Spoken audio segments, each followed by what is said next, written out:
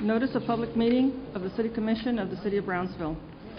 Pursuant to Chapter 551, Title 5 of the Texas Government Code, the Texas Open Meetings Act, notice is hereby given to the City Commission of the City of Brownsville, Texas, in accordance with Article 5, Section 12 of the Charter of said city, will convene a workshop and regular meeting on Tuesday, February 17, 2009, at 4:40 p.m. and 6 p.m.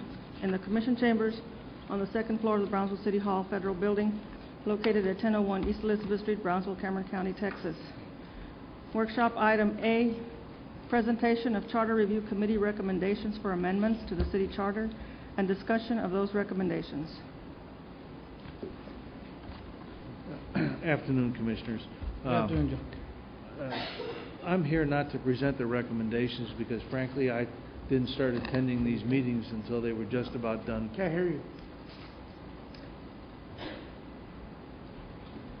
I started attending the meetings of the Charter Review Committee as they were finishing up their work. And so I wasn't there. I didn't get there until toward the end of their review of Article 5. I would like to say, however, that in the few meetings I had with them, I found them to be very hardworking and very serious about the job that you had given them. With that, I'd like to introduce Dr. David Morales, who will present the recommendations of the Charter Review Committee.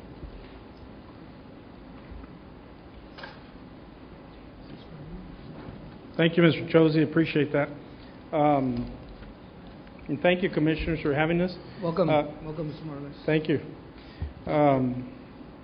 First of all, we appreciate you all giving us this appointment and the opportunity to help Brownsville. That's something very exciting for all of us. And we're definitely a very united committee, and it was wonderful. I appreciate it. We did a lot of hard work. I have a few things that I just want to read out first. The Charter Review Committee met during the months of September through December of 2008 and in January of this year. During that time, we reviewed every article, section, and subsection of the city's current charter. In reviewing the entire charter, we found sections and subsections that are irrelevant, that are superseded by state law, others that the city has no authority over or could be removed, but it's not necessary. At the same time, we found that even if these sections were left as is, the day-to-day operations of the city would not be affected. All meetings were open to the public, noticed by agenda, and by a website created especially for the charter review process. Several public comments were registered, the main ones being the recall power and the section on PUB. PUB administration staff met with the Charter Review Committee as regards to the PUB article of the charter. They were in agreement. A copy of the recommendations regarding the recall section, the PUB section, are attached for your review. You should be getting I don't know if y'all have any questions on if you do have those attachments. Are there any attachments? If you'd like, I could go over a couple of the attachments that we did. I've got them. I reviewed them. I don't know if y'all want to post them or what you want to do. I personally want to thank everybody that took part in working with the Charter Review, and I know it's an ongoing process, and thank you for your dedication, your time. We've known, and I've never called anybody from the Charter Review members, just making sure that we know we have capable people there. You guys have been trying to look out for the best interests of citizens of Brownsville, and I appreciate that. So thank you for your time. I just want to mention that. Thank you. Appreciate that. We did, on the attachments, it goes by article, by section and by article, exactly on what was included in what we recommended to delete, and things that we just couldn't, like I said, were irrelevant. I don't know if you have any other questions. Charlie? I think y'all did a wonderful job. I stepped in some of those meetings, and I'm glad people were able to get off on the, volunteer and get it done for us. And we'll be looking at all those things that y'all came up with. And if there's anything you wanted to maybe Yeah, tell us right now. Is there anything we can show the public that you guys worked on, or like an outline, or? Yeah, she has something that we gave her. She has in the office.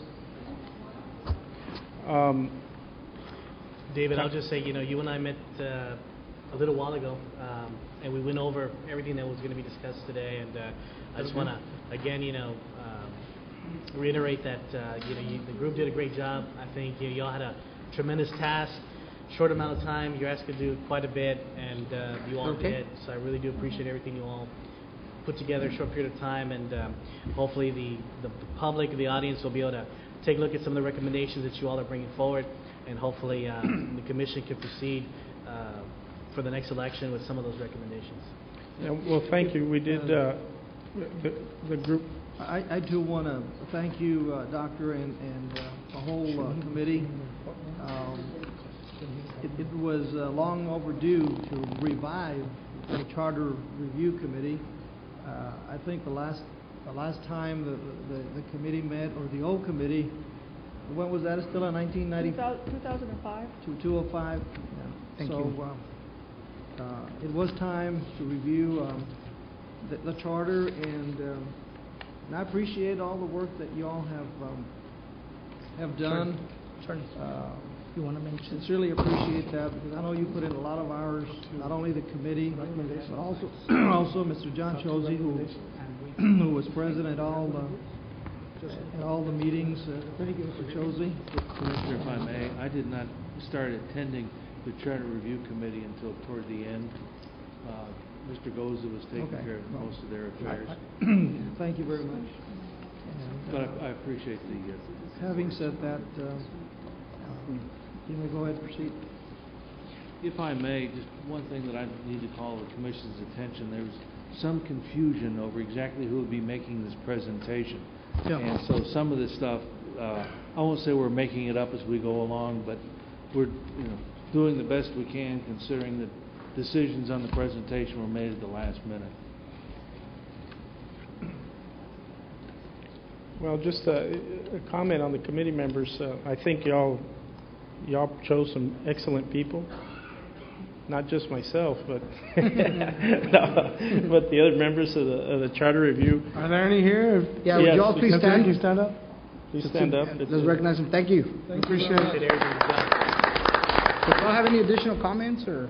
Do y'all have any comments that y'all would like to comment? You're more than welcome. Yeah, come up. No, but the committee worked real hard, and we were constantly. I think we even got up to meeting every week there for a while also. So. Sometimes twice a week. My name is Edward Moore. I think this committee was a very talented group. We met with a lot of people in the city who supported our efforts.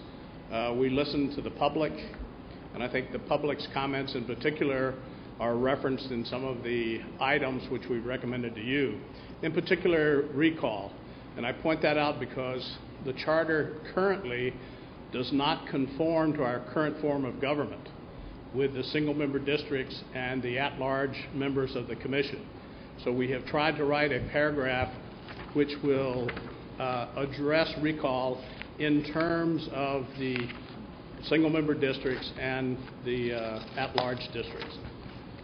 We have tried to combine some information in terms of appointments to clarify, not really to make a serious change, but to clarify from one part in the charter to another how appointments are going to be made in that relationship.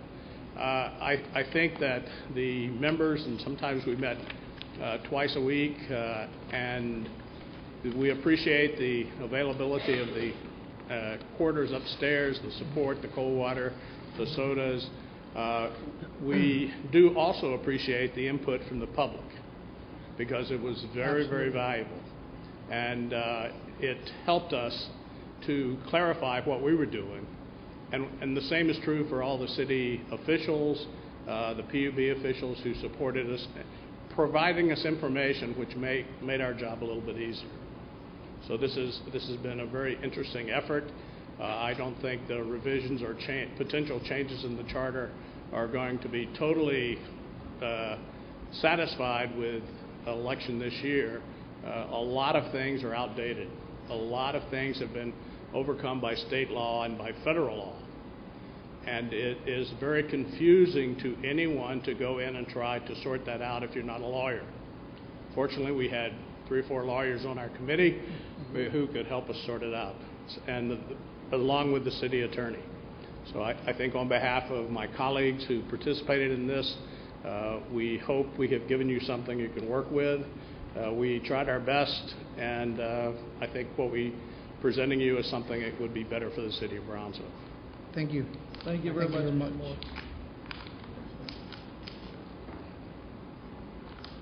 Nope. Yep. Well, I think Is that that's it. And you will be receiving from Stella here all the recommendations and all the changes that we made. But once again, thank you very much. And like I said, we appreciate everything y'all have done for us, and we appreciate y'all working hard in the commission trying to make Brownsville a better place. That's something that's very important to us. Thank you. And thank you guys. Appreciate it. You want to do a little spill on Mr. Amigo? Oh yeah, definitely. Go ahead. Since I'm here. Roll up the sleeves. Yeah, roll up the sleeves. Well, Mr. Amigo is Jose Suleiman, which you all know is president of the World Boxing Council. And he yesterday informed me that Wednesday morning we're going to have 4 champion boxers are going to be coming in. Yes, he put me on the spot here. Is Pepino Cuevas, Chiquita Gonzalez. Geez, there's 2 others. What is Salazar or Zampala? We got your email. You got my email. Yeah. But no, we're really excited. He's really excited to come to Brownsville. He said, when I was young, I used to go to Brownsville and go buying stuff. They lived in Victoria, and we're really excited. What's really neat is that he's a man that has received very many honors from all over the world, and he acts like this is his first honor, and so that's really amazing. And he can't wait to come to Brownsville. He's going to be here Tuesday. He's coming in Tuesday, which usually Mr. Amigo won't come in till the last minute. He's actually, well, can I get there a day early? I say, oh, gladly. So Wednesday we're going to take him to an elementary and a junior high here in Brownsville. He wants to speak with kids, so we're going to get out and take him out there to meet with the children and motivate. He's an excellent motivational speaker, and so like I said, we're really excited. And I hope all y'all can join us because it's going to be a lot of fun. So Thank you. Thank you very much. Appreciate it, everybody. Thank you. And thank you to Stella. She's a hard worker. Yes. I appreciate Stella it. and all the Thanks city for staff. And thank you. Thank you. All right. Thank you. Mr. Chelsea, before we proceed forward, is there anything that the public can view in terms of the recommendations made by the Charter Review? Commissioner, no, there isn't. There's at the no moment. point sheet that says A, B, C. What I can do is I will have copies of the recommendations made, and I'll give them to the city secretary. I'll have some in my office, and folks can stop in and pick them up. And Estelle, I don't know if you want to put them on the web or whatever. Okay. It's A really lot of them only- are not very definite because they're by section, Yeah. and it only lists that it's covered by state law. It's recommended removal. It's leave as is. So we're not listing that whole section because it Well, would be what- a lot of writing. I guess whatever we have, let's make it accessible so if anybody wants Yeah. to see it. What I can do, if it would What be they can do is helpful refer to the charter because it Refer tells to you the what charter. section and what article. They can refer to the charter on the web if they need to know exactly what it And I is that they're think- talking about. And I believe, One thing Mr. I can- Chelsea, that we need to, I think you need to explain that to everyone. Yeah. Whether at What- another meeting, go through bullet points and highlight just some basics, because I think that needs to be stated. So we just can't expect the public to go to our website, click here, and no, we need to explain it so that, again, this is the first time we're getting it, feel comfortable with it, but the public needs to be made aware of it. We're going to ask them to make a decision. on it. Commissioner, if you just give me a minute or two, I can give you the highlights of some of the amendments. Please do. The only other issue I need to bring to you is that we have to Can you hear have me? them, as I recall, you have to approve a submission to the voters at the next commission meeting. That's the deadline to do it. Right. Through various problems, we're getting to you on this at the last minute. That's fine. And, But let me ask you something. We're going to meet an executive, hopefully next meeting, to decide on what exactly we want on the charter as far as the amendments, right? right. It'll be on the agenda for the next city commission meeting. But we're gonna meet an executive to go over them, right? I hadn't planned on it, no. Well, I think we should, so we can decide what we're gonna, Let me check to see if it's a proper executive session item. yeah. And if it is, we'll schedule an executive session item, and if not, we'll schedule as a workshop. Okay. Please do, because we need I think the public needs to know what exactly Yeah. we're looking at.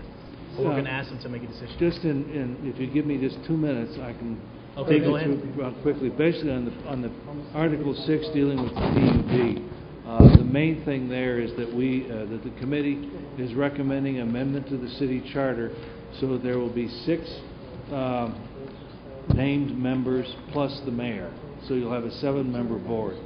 They're confirming that the mayor is a voting member of the Public Utilities Board, and we have set forth precise terms, so that, for example,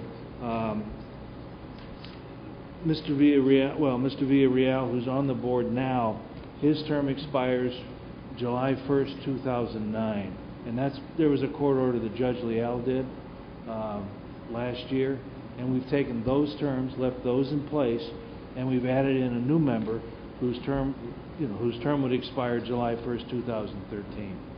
And then, of course, the mayor is on the PUB as long as he's the mayor. It's an ex officio position. Mr. Chosen, let me ask you something. Didn't somebody come out last week on the appeal from that court case in Corpus where the commissioners over there won the appeal? Yeah, I know Janet Leal went based on what she had in front of her at the time, but Yeah, since then, the appeal did reverse back to allowing commissioners in Corpus to have health benefits. That's what I'm told. I haven't had a chance to read that opinion yet, but that's in terms of the PUB. There's been nothing, no appeal from the judgment in the PUB case. On the recall petition or the recall provisions, what the committee is recommending to you is that a petition signed by 10% of the registered voters in the district from which the commissioner is elected would be enough to put a recall provision on the ballot, so that if there are 10,000 registered voters in a particular district, it would take 1,000 signatures of voters from that district to start the recall proceedings. In the case of an at-large commissioner or the mayor, it would be 10% of the registered voters for the entire city. And those are the 2 major changes that your Charter Review Committee is recommending to you. And we'll have them in more detail next time. Appreciate it. Thank you. Thank you. Jordan? Thanks. All right, well, let's go and move on. Workshop item B, discussion regarding the Brownsville Community Improvement Corporation project funding recommendations for fiscal year 2009. Smile, Delina. Hey, Delina, how are you? Now. Okay. I'm Delina Barrera. I'm with the Brownsville Community Improvement Corporation, and what I will be going through is the fiscal year 2009 projects that are being recommended by the Brownsville Community Improvement Corporation. Just to give a little bit of background, again, a special election was held in November of 2001 to establish the Brownsville Community Improvement Corporation, and it was the first of 8 propositions that established this.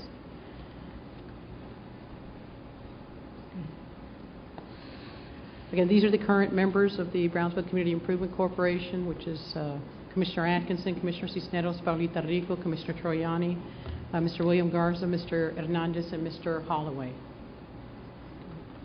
Again, the mission of the Brownsville Community Improvement Corporation is to fund quality of life projects. This is the operating budget which we have gone through back in September of this past year. As you can tell from fiscal year 2008 and 2009, the budget has remained essentially the same. And this is a project budget breakdown. The majority of the budget is spent on projects. Again, you can see that 3% is in contingency, 8% in administrative, and 89% is toward projects. Both have remained for 2008 and 2009. The fiscal year 2009 applications were due on September 2nd of 2008. The applications went out in September. They were due in November 3rd of 2008. Applications, again, were reviewed on the eligibility criteria that was established by the board and also the Development Corporation Act. Applications were reviewed by the board. The board did make recommendations for funding as required by law. We did have a public hearing on January 21st of this year, and several different projects were approved. From this stage, then, the board does come to the City Commission for approval. Those projects that are approved, we go into contract negotiations, and the projects can begin once the contract has been signed. However, reimbursement will not begin until October 1st of 2009 due to, again, cash flow. BCIC did have a total of $1.7 million in requests. There was $250,000 available for projects. $60,000 of that had been allocated earlier in the year for the Brownsville Youth Football League. Just to go through again the sports park project, there was $449,000 that has been allocated for this year. $1.4 million goes towards servicing the debt. BCIC does have a contract with the City of Brownsville for $400,000 to help maintain the park. And BCIC also borrowed from the City of Brownsville and pays a $370,000 per year debt for 10 years. Location of the park.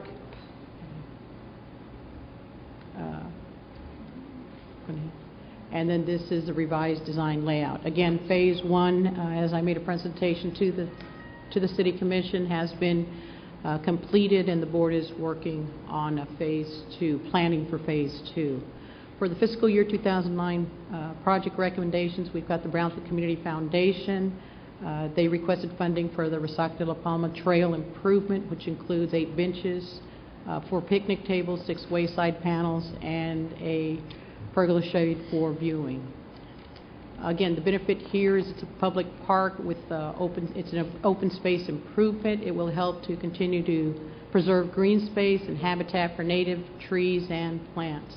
The amount being requested is $25,000, and the board is requesting a match from the foundation for $11,500 for a project of $36,500. The next project is a joint project that's being done with the City of Brownsville Airport in combination with the Commemorative Air Force Museum Building Rehab. This is a phase 2 on the rehab. They are requesting repairs on the existing roof of this building. They will replace roof panels and rain gutters, pressure wash the roof, and install protective coating to seal the roof. Again, to reinforce and try to prolong and enhance the use of a vintage aircraft and artifacts display and meeting use of the facility. The amount is for $45,000, and what you're seeing here is the crosshatch shows the work to be done. The white area was the area that was funded previously by BCIC for rehab, also of the roof. The next project is the City of Brownsville Heritage Department. They're requesting funds to be able to develop design guidelines for historic Brownsville. This has several different benefits for the city. It'll help to preserve, maintain, and enhance the historic character of historic Brownsville by actually providing a guide. It also helps to reinforce the development of the heritage tourism industry in Brownsville.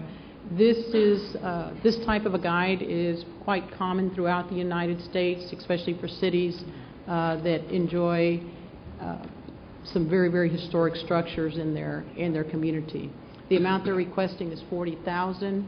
This kind of gives you an idea of some of the different things that would be in this guide, where it would actually show you photos of what would be allowed. In this case, it's a commercial building infill and the importance of scale.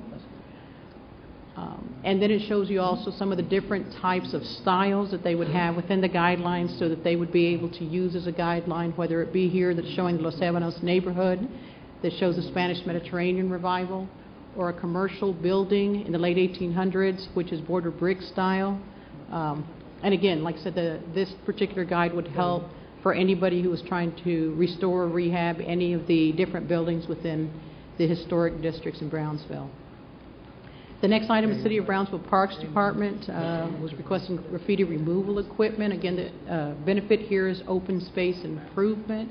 The amount is $8,000. This is the equipment that they are requesting.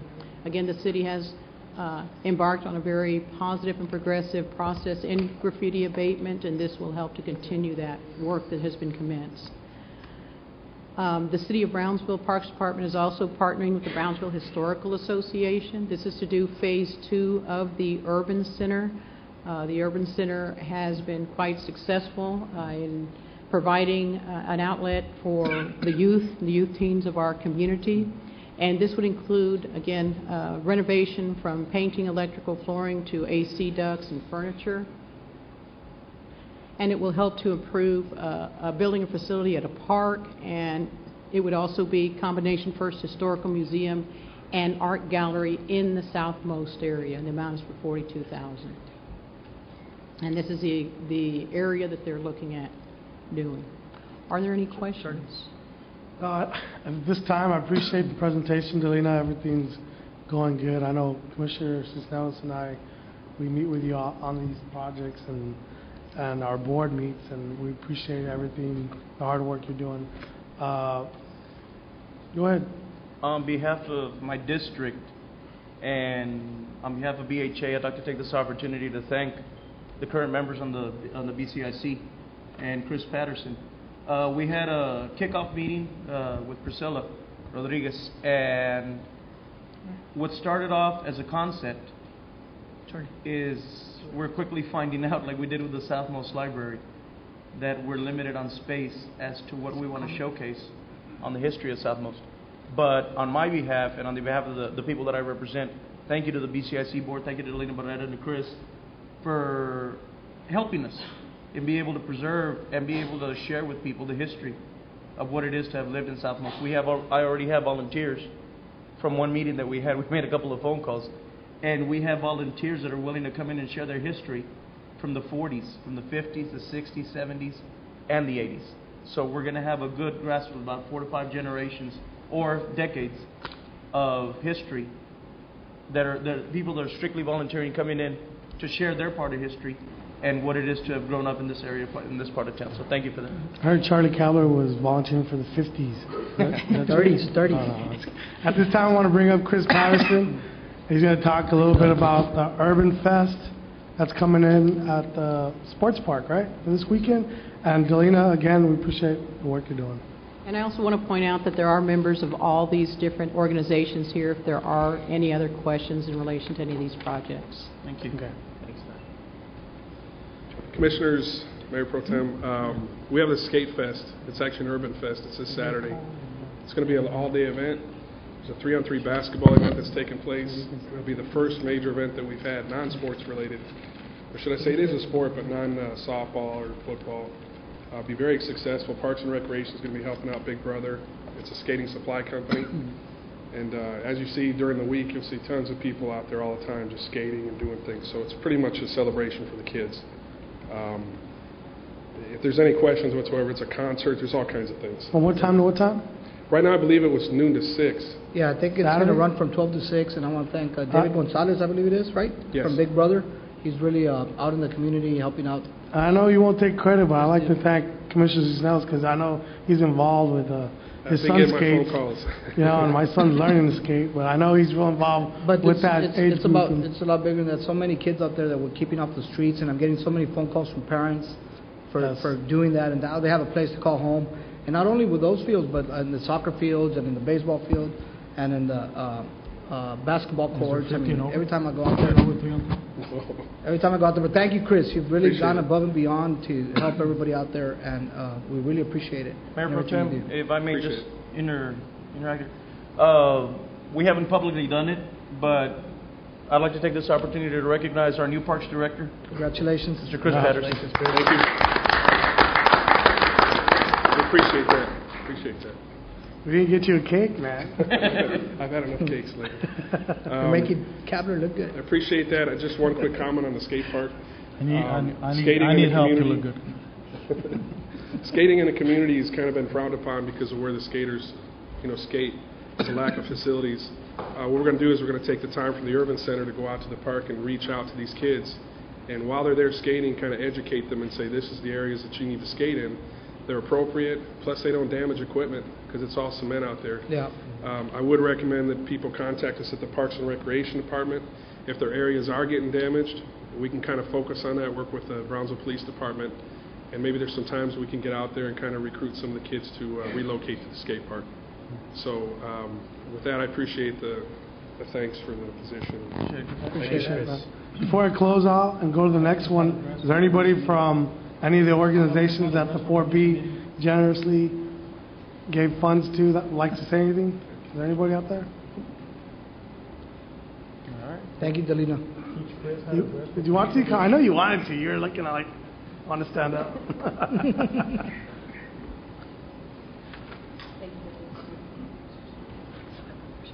Thank you, Commissioners. My name is Mary Kralovic, and I'm the superintendent at Palo Alto Battlefield National Historic Site. And I just would like to say thank you to Delina and to Jibic and to the Commissioners for the possibility of BCIC, excuse me, I got that right, of funding this proposal. This proposal would provide much-needed infrastructure to Resaca de la Palma and to help us to open it up on a full-time basis to the public. Right now, the Park Service, National Park Service, is limited into what kind of funds they can put at Resaca de la Palma because it is not part of Palo Alto. And so these funds help bring in benches and exhibits and improving the trails. So now we can, our hope is in the next, this year sometime, to start opening it up on a more full-time basis. So I just wanted to say thank you very much. Thank you. Thank you. Good luck. Anybody else? All right, we'll move on. Thank you, Julie. Workshop item C, discussion regarding Brownsville Day at the State Capitol in Austin, Texas, held on February the 4th, 2009. I'd like to introduce Mr. Gilbert Salinas. He is the Vice President of the Brownsville Economic Development Council. He'll be doing a presentation, as it's a follow-up presentation to Brownsville Day at the State Capitol.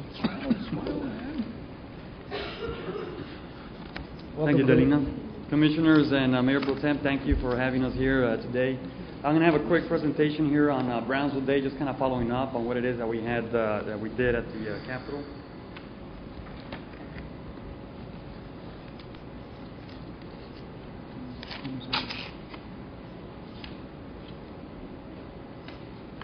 Se está cayendo el peine. Ahí va.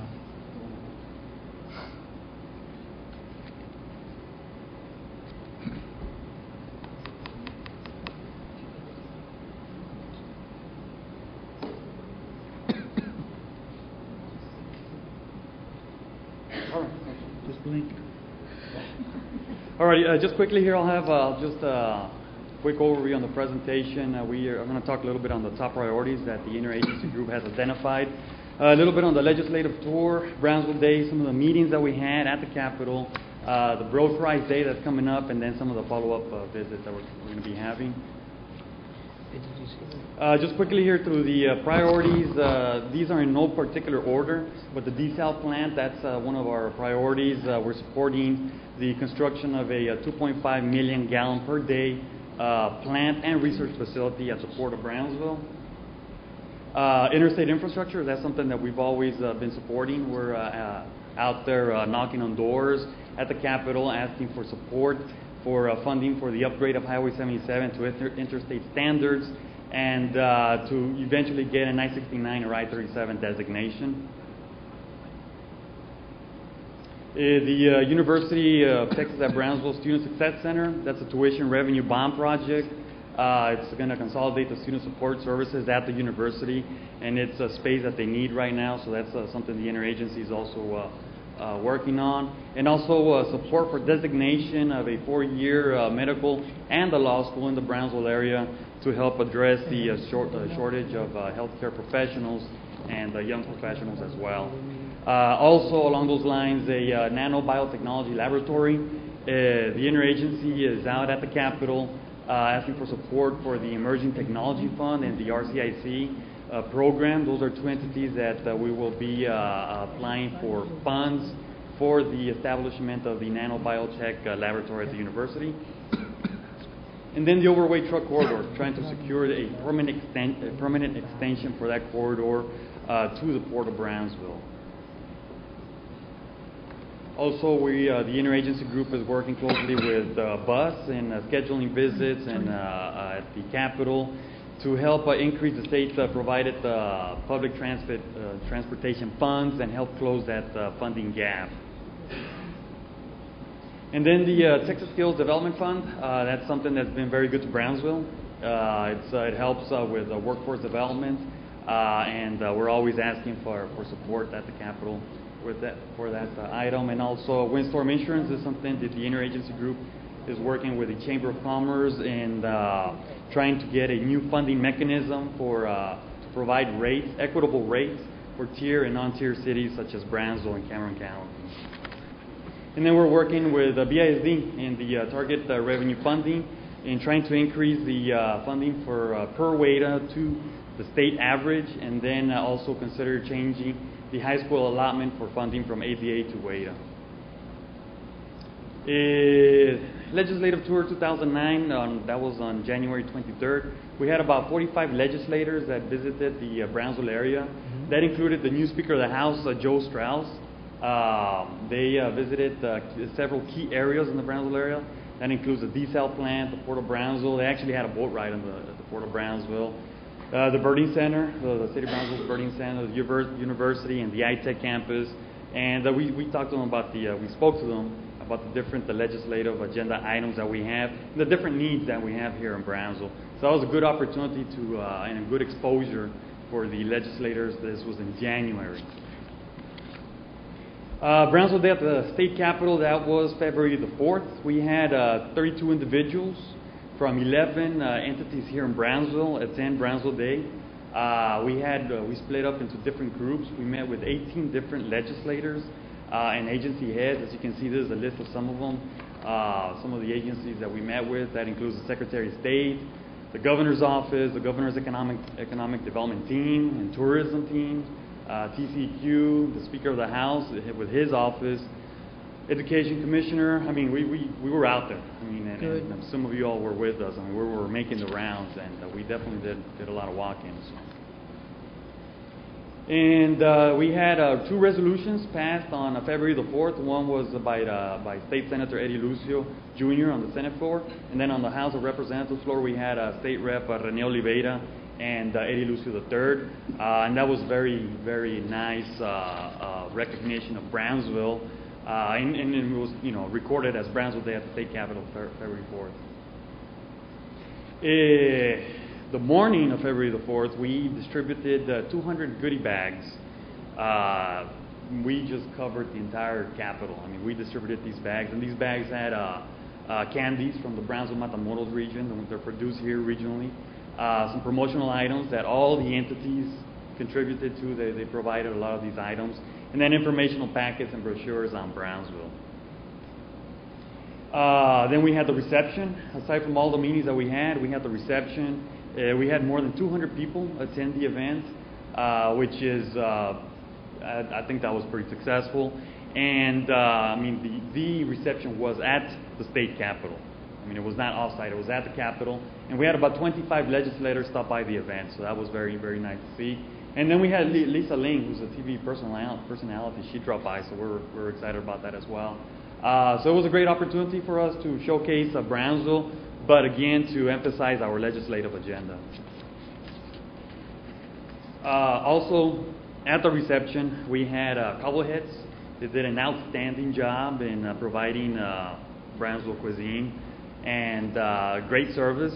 Then we had Vinyl Dharma, which is their products of the Lopez High School Fine Arts program, and they happen to be working, living, and playing in Austin. So we had them, play at the event, and that's a band that has a video on MTV right now. So it was a very nice addition to Brownsville Day, the Brownsville Day reception.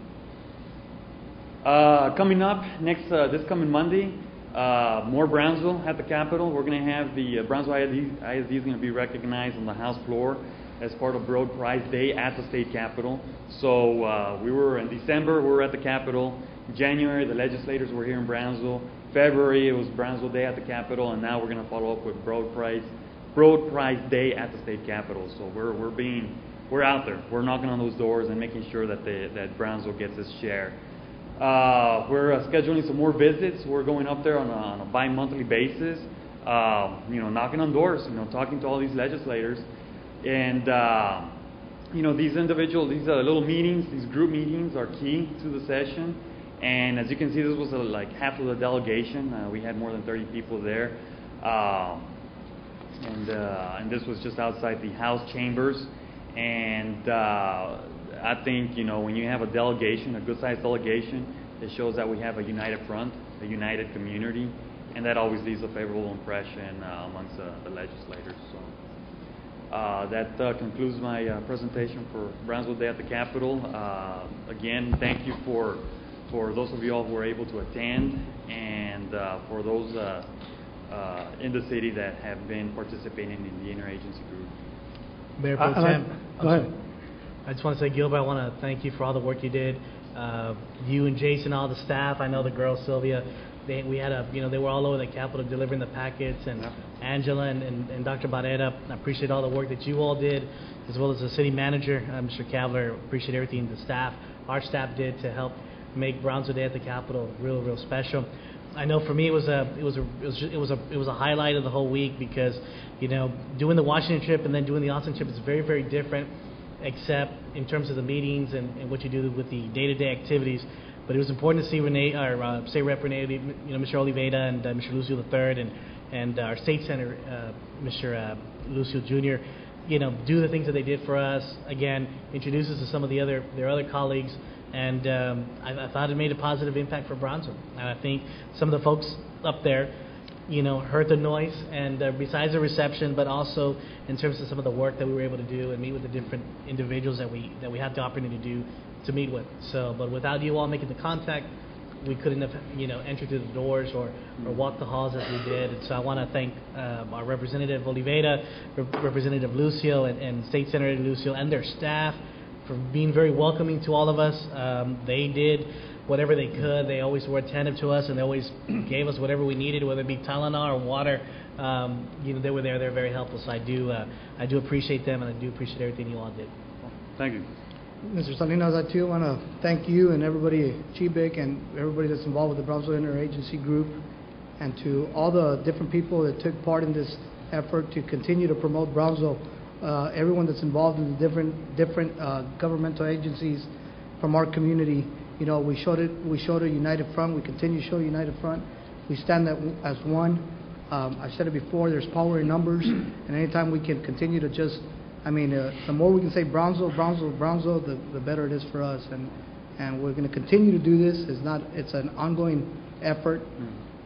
Year round, we have to do this, and just thank everybody and thank you. Well, thank you. I appreciate all the efforts you did over there. I had a great time when I went.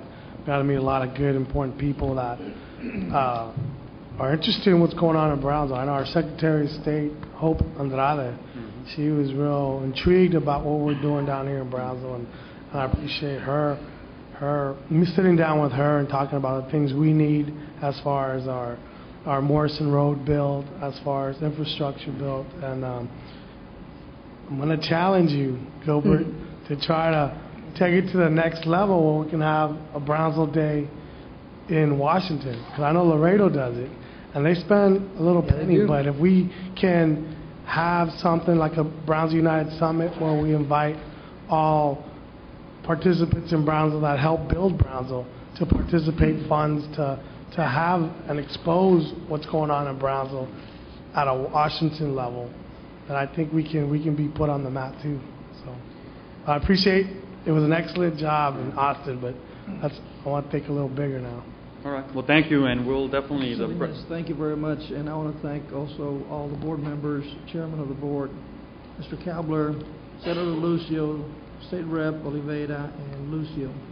I was not able to attend because I had a death in the family, but again, thank you for all your efforts.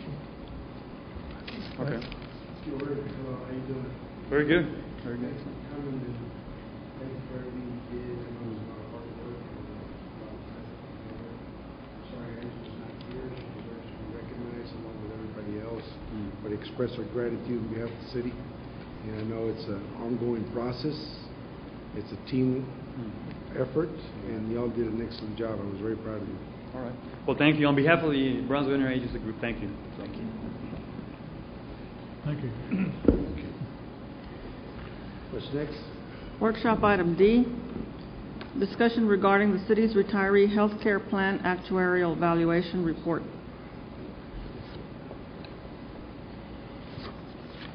Honorable Mayor, members of the City Commission, tonight we're going to make a presentation to you regarding the retiree health care plan actuarial valuation report. We went ahead and obviously made a contract with GRS, but this gives you a little history of how this started. The North Central Texas Council of Governments awarded a contract to GRS to perform post-employment benefits, other post-employment benefits, actuarial valuation services. And the North Central Texas Council of Governments conducted the procurement and designed the agreements for this to be a statewide initiative. As a result, on September 19th of last year, the city and the North Central Texas Council of our Governments entered into an interlocal agreement for the cooperative purchasing for the actuarial share of services. The interlocal agreement is permitted under the Texas Interlocal Cooperation Act, Chapter 781 of the Texas Government Code. Also on September the 18th, through the interlocal agreement between the council and the city engaged the services of GRS to perform the actuarial valuation of the assets and benefit values associated with the employer-financed retiree health benefits provided by the city to its retirees. Some of the data for the actuarial valuation calculations that were used by GRS in their calculations was provided by several agencies: the Texas Municipal Retirement System, the Texas Municipal League Intergovernmental Employee Benefits Pool, the city's finance and HR departments. The Governmental Accounting Standards Board, which is GASB, sets the accounting standards for local governments. Now, failure to follow GASB standards can lead to poor or qualified opinion audits or lower credit ratings. The GASB is requiring the local governments must follow GASB number 43 and number 45. I will now turn it over to Mr. Jack Beam from GRS, who will present the city's retiree health care plan actuarial valuation report. I know everybody's very excited. Choose the first. Just blink. Welcome. It's good to be here.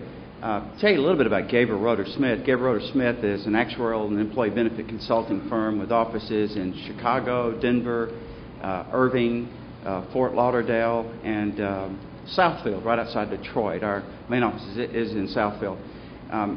And in the Irving office, we only do work for governmental entities, cities, counties, states, authorities, agencies, everything that's related to some sort of governmental agency. So it's not just a part of our business, it's our only business. And we're very happy to get into this agreement with the North Central Texas Council of Governments. And several people today asked me, what does the N stand for? If you're going to go present a report in Brownsville, Texas, how does it become a part of the North Central Texas Council of Governments? Well, any city can enter into the agreement by going onto the website and actually signing the contracts and becoming a part of this. To talk to you a little bit about the standard, prior to GASB 45, the only thing you had to, when you paid part of the retiree health care, the expense was the premiums you paid or the claims you paid in their behalf, and that's all you had to recognize. The rating agencies with which we deal, like Duff & Phelps and Fitch and Standard & Poor's, said we really can't compare the ability of a city over here with $100 million in revenue, how its ability to service its debt if it has no commitment to its retirees, and another city over here with $100 million in revenue has a tremendous commitment to lots of active employees and retirees. And so the Government Accounting Standards Board said we've got to account for this over the working lifetime of the active employee. For every employee that's hired at Brownsville, the city has currently working, the city has a plan, and someday that employee may really retire and actually get this health insurance benefit, and so we have to account for that. That's the whole purpose of this. GASB standards, like I said, cash is cash before the GASB 45. After GASB 45, we actually have to recognize an expense. The way it's the implementation period is dependent upon your revenue in the year 2000, fiscal year 2000. And because of your revenue, this is first applicable to you for fiscal years beginning after December 15, 2007, which is the fiscal year beginning October 1, 2008. So in the fiscal year beginning October 1, 2008, running 9/30/2009, you have to recognize this expense. There are two different statements that we're going to talk about here. GASB 43 essentially applies to a funded trust. If you set up a trust and pre-fund retiree health care, GASB 43 applies. GASB 45 applies to the employer, and that's what we're going to mainly talk about today.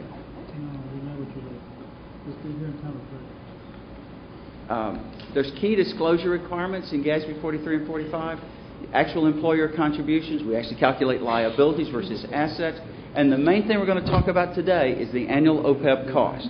This expense we determine that can either be funded in a trust or just recognized on the balance sheet. And then the net OPEB obligation, that's the difference between what you actually pay out in dollars and the expense recognized on the books. Now, these are the key numbers for the City of Brownsville. And you'll see that there are two columns. There's the unfunded column and the pre-funded column.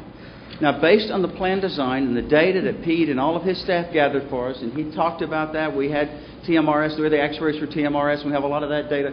So, based on all that data, your particular plan design, the current cost of the plan, how we project health care to cost and increase in the future, for every employee, we calculate a likelihood of making it to retirement, actually retiring, electing the coverage, and consuming health care during their years of retirement. And these two columns here are based on those same dollars. We actually calculate a per capita claim cost for every person and the likelihood that when they retire, accept coverage. The two columns include the same numbers. The only difference in the two columns is the interest rate we use to discount that payment stream when somebody retires. The unfunded PAYGO column is using a 4.5% discount rate. GASB is real specific. It says you use the discount rate that the assets are earning over the lifetime of the plan to discount the payout stream for the liabilities. So if you don't have a trust, and that's what the unfunded column says, we're not going to set up a trust, we're just going to recognize this expense on our books, we use 4.5% interest to discount those liabilities rates. You're probably not earning 4.5% on the current assets of the City of Brownsville. However, if you look back about 30 years, over a 30-year period, you probably average about 4.5%. And so since we're looking forward for a period that's at least 40 or 50 years for the youngest employee at Brownsville today, then we're saying that over the life of the plan, we'll be able to earn 4.5% on the general assets of the city.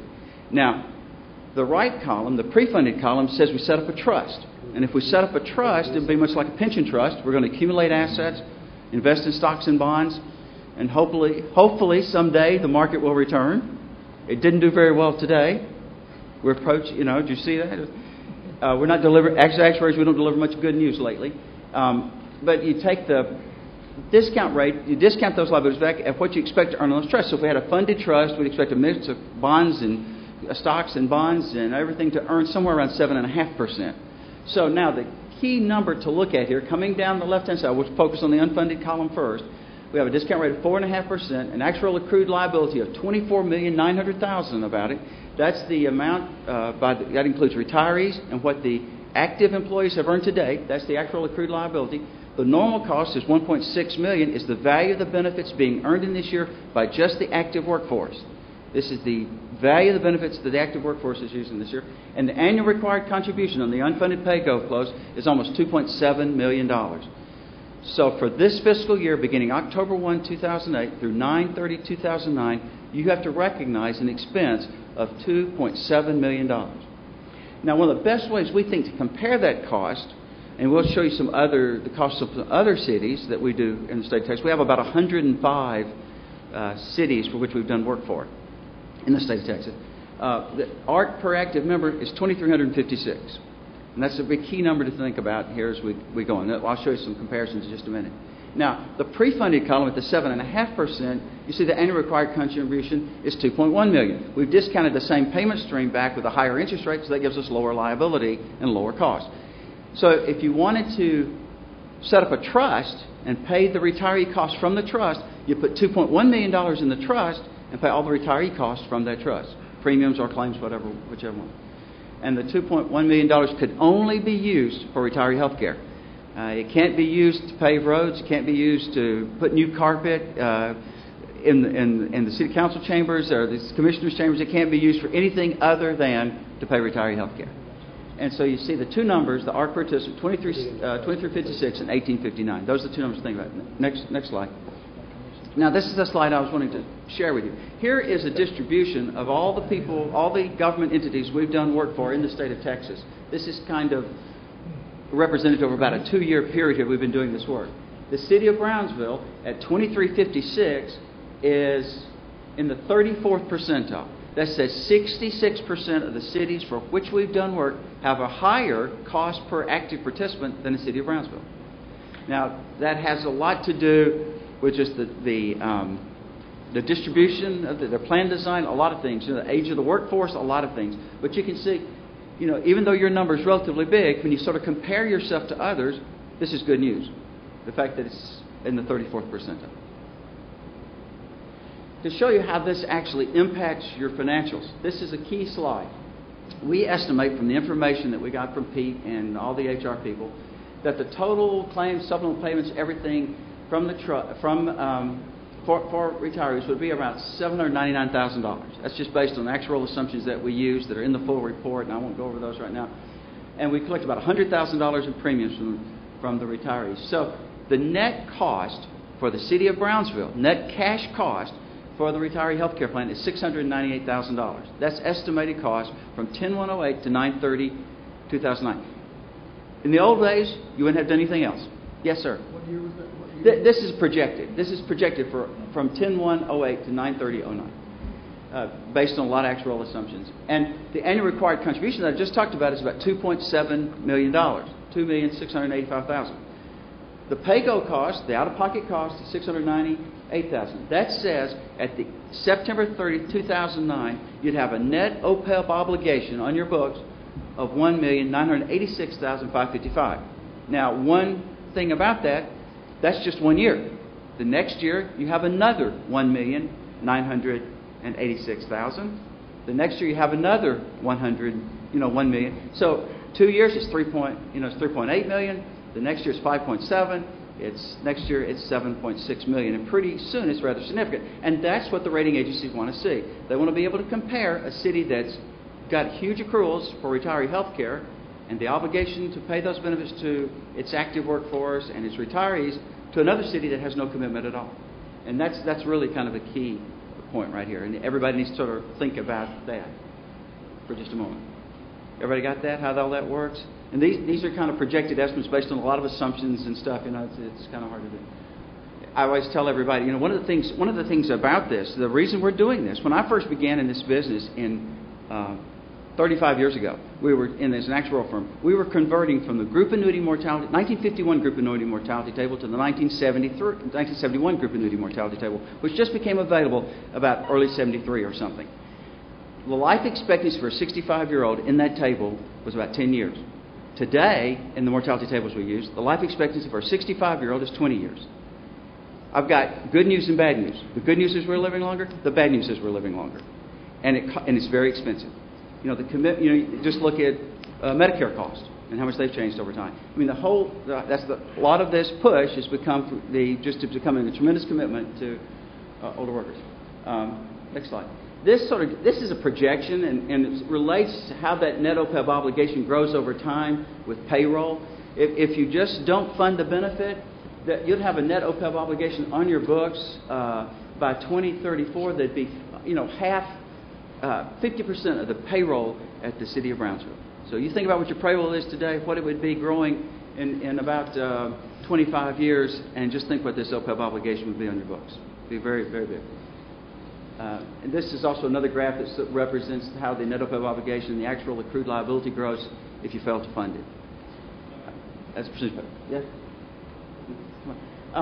This is just a projection of claims over time in terms of how much you're going to be paying out in retiree health care and how much the retirees will be paying if it stays at the same level. And you can see by about 2033, we expect the payouts from your retiree health care plan to be in the neighborhood of $6 million, with the employees picking up about $1 million of it. Now, what happens if we fund the obligation? The numbers at the top are the same as you saw before. The net out-of-pocket cost for the city is about $698,000. The actual cash cost, we set aside in a trust $2.1 million. We pay those claim costs, those costs for retirees, out of the trust, and so the additional cash requirement is $1.4 million. You don't have to come up with the $2.1 million because you're already paying $700,000. So, and there would be no net OPEB obligation on the books for all those rating agencies to review because you've met the obligation. There would be no net OPEB obligation. And this is just a cash flow comparison.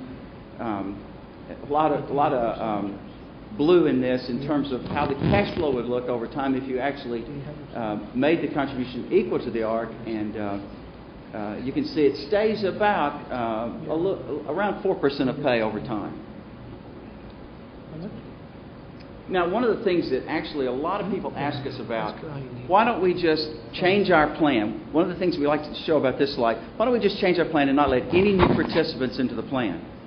You know, beginning January 1, 2011 or something, we'll just say, if you're hired after that date, we no longer provide retiree health care. That's what the first thing that almost all the cities and counties we talk to think of.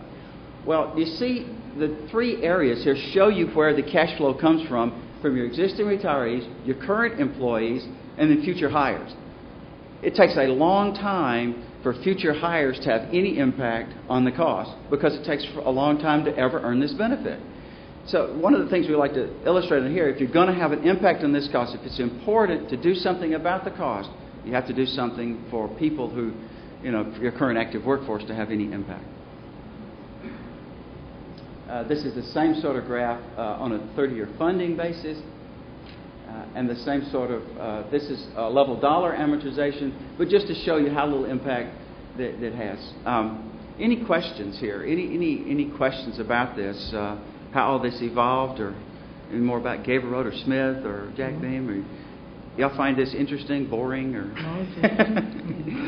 overwhelming? It's good to know. Complicated. It is complicated. I tell everybody, you know, it's hard to have, if you get 3 actuaries and 3 underwriters into a room and ask them to come up with the expected health care costs for 1,000 people next year, they're going to get 6 different answers. And here we have to tell you what each person is going to consume in their retirement years. I mean, it is pretty tough. And we've done a lot of, been audited a lot, and we've passed every audit standard, and I think our record is pretty good in doing this work, and we're very happy to have you as a client. Very glad to be a part of the shared services agreement, and certainly if you want to have any questions, you can certainly get through Pete and get to me, and we'll certainly respond. There's an item 11 on a regular meeting where we're requesting for you to approve this particular item. And we're obviously going to be requesting that we set up an irrevocable trust account to start setting some of these funds for the retirees and future retirees. Makes sense. Thank you very much. You're recommending this, right? Thanks, Pete. You're recommending this? Yes. Well, it's a requirement by GASB, the Governmental Accounting Standards Board, that we don't follow these requirements or these statements, then we may have a qualified audit, and at the same time we may have bad ratings from the rating agencies. Right. So it's very important that this has to be approved. Well, just to point out, Pete, I mean, I'm not disagreeing with you at all. You have to follow the rule, but you don't have to fund. I mean, you don't have to set up the trust. Right. You can just accrue the expense. You don't have, but and a lot of people are looking at least beginning to set up a trust, beginning to fund, and hopefully get it fully funded. I mean, it is a tremendous change to go from $700,000 to $2.1 million. You know, that's another $1.4 million you have to set aside. So, I mean, it's a lot of people are struggling with the whole concept, but you do have to recognize the expense in your books beginning 10/1/08 to 9/30/09, and it will help your rating if you have a funded trust and don't have that OPEB obligation. That's correct. Okay. We have a question. Yeah, sure. This is for the commissioners and the Is there any type of bid process from the different companies that are offering these plans to see so we can make a comparative study as to the offerings and to the price and to the long term, short term? What are we seeing? I'll give you an example. I talk with a lot of people, and a person that has a 401k, that work for this company here in Brownsville, they lost 50%. They lost 50% of their 401k. Just like that, without any explanation. Now, we need to be sure what we're doing in the long term, because you know, the future of the economy is Mr. Reese, this has nothing to do with 401ks. Healthcare. I know you came in late, but I explained this earlier at the meeting. Okay. That's it. Other Okay, questions? That's it. Thank you. We're ready for Pledge of Allegiance. did we do A? We already did it. Yes, we're done with the workshops. Recess? Recess? Second to recess? Favor? Aye.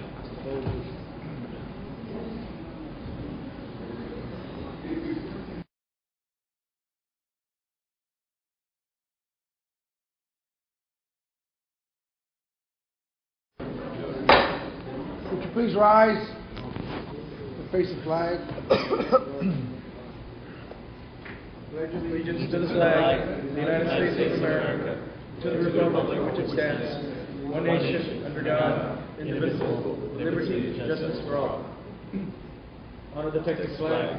I pledge allegiance to thee, Texas, one state, under God, one and indivisible.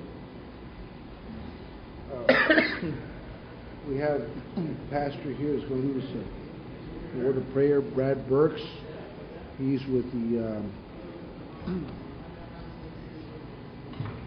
formerly the Faith Presbyterian Church in Cornwall. It's Embassy of the Spirit. We borrow the building at Faith Church. So, welcome. Thank you. I appreciate it. And I want each of you to know that I'm available for you in any way I can help you. So, thank you. Father God, we just ask that you bless this meeting tonight. Lord, we ask you to help each of us to be humble enough to see the value in our colleagues' comments. Help us to be humble enough to see any flaws in our own plans. Lord, help us to really express the love of God to each other the way you would desire, and receive your direction in this meeting tonight. Lord, we thank you and praise you for that. In Jesus' name, amen. Amen. Please be seated. Commissioners, if you would be kind enough to make a motion to move item 19 to the front, because I believe there are some time constraints for Dr. Birchfield. So moved. Second. We have a motion by Commissioner Longoria, second by Commissioner Cisneros to move it up to the front. Before anything else, all in favor? Aye. Aye. All opposed? Motion carries. Mr. De Luna.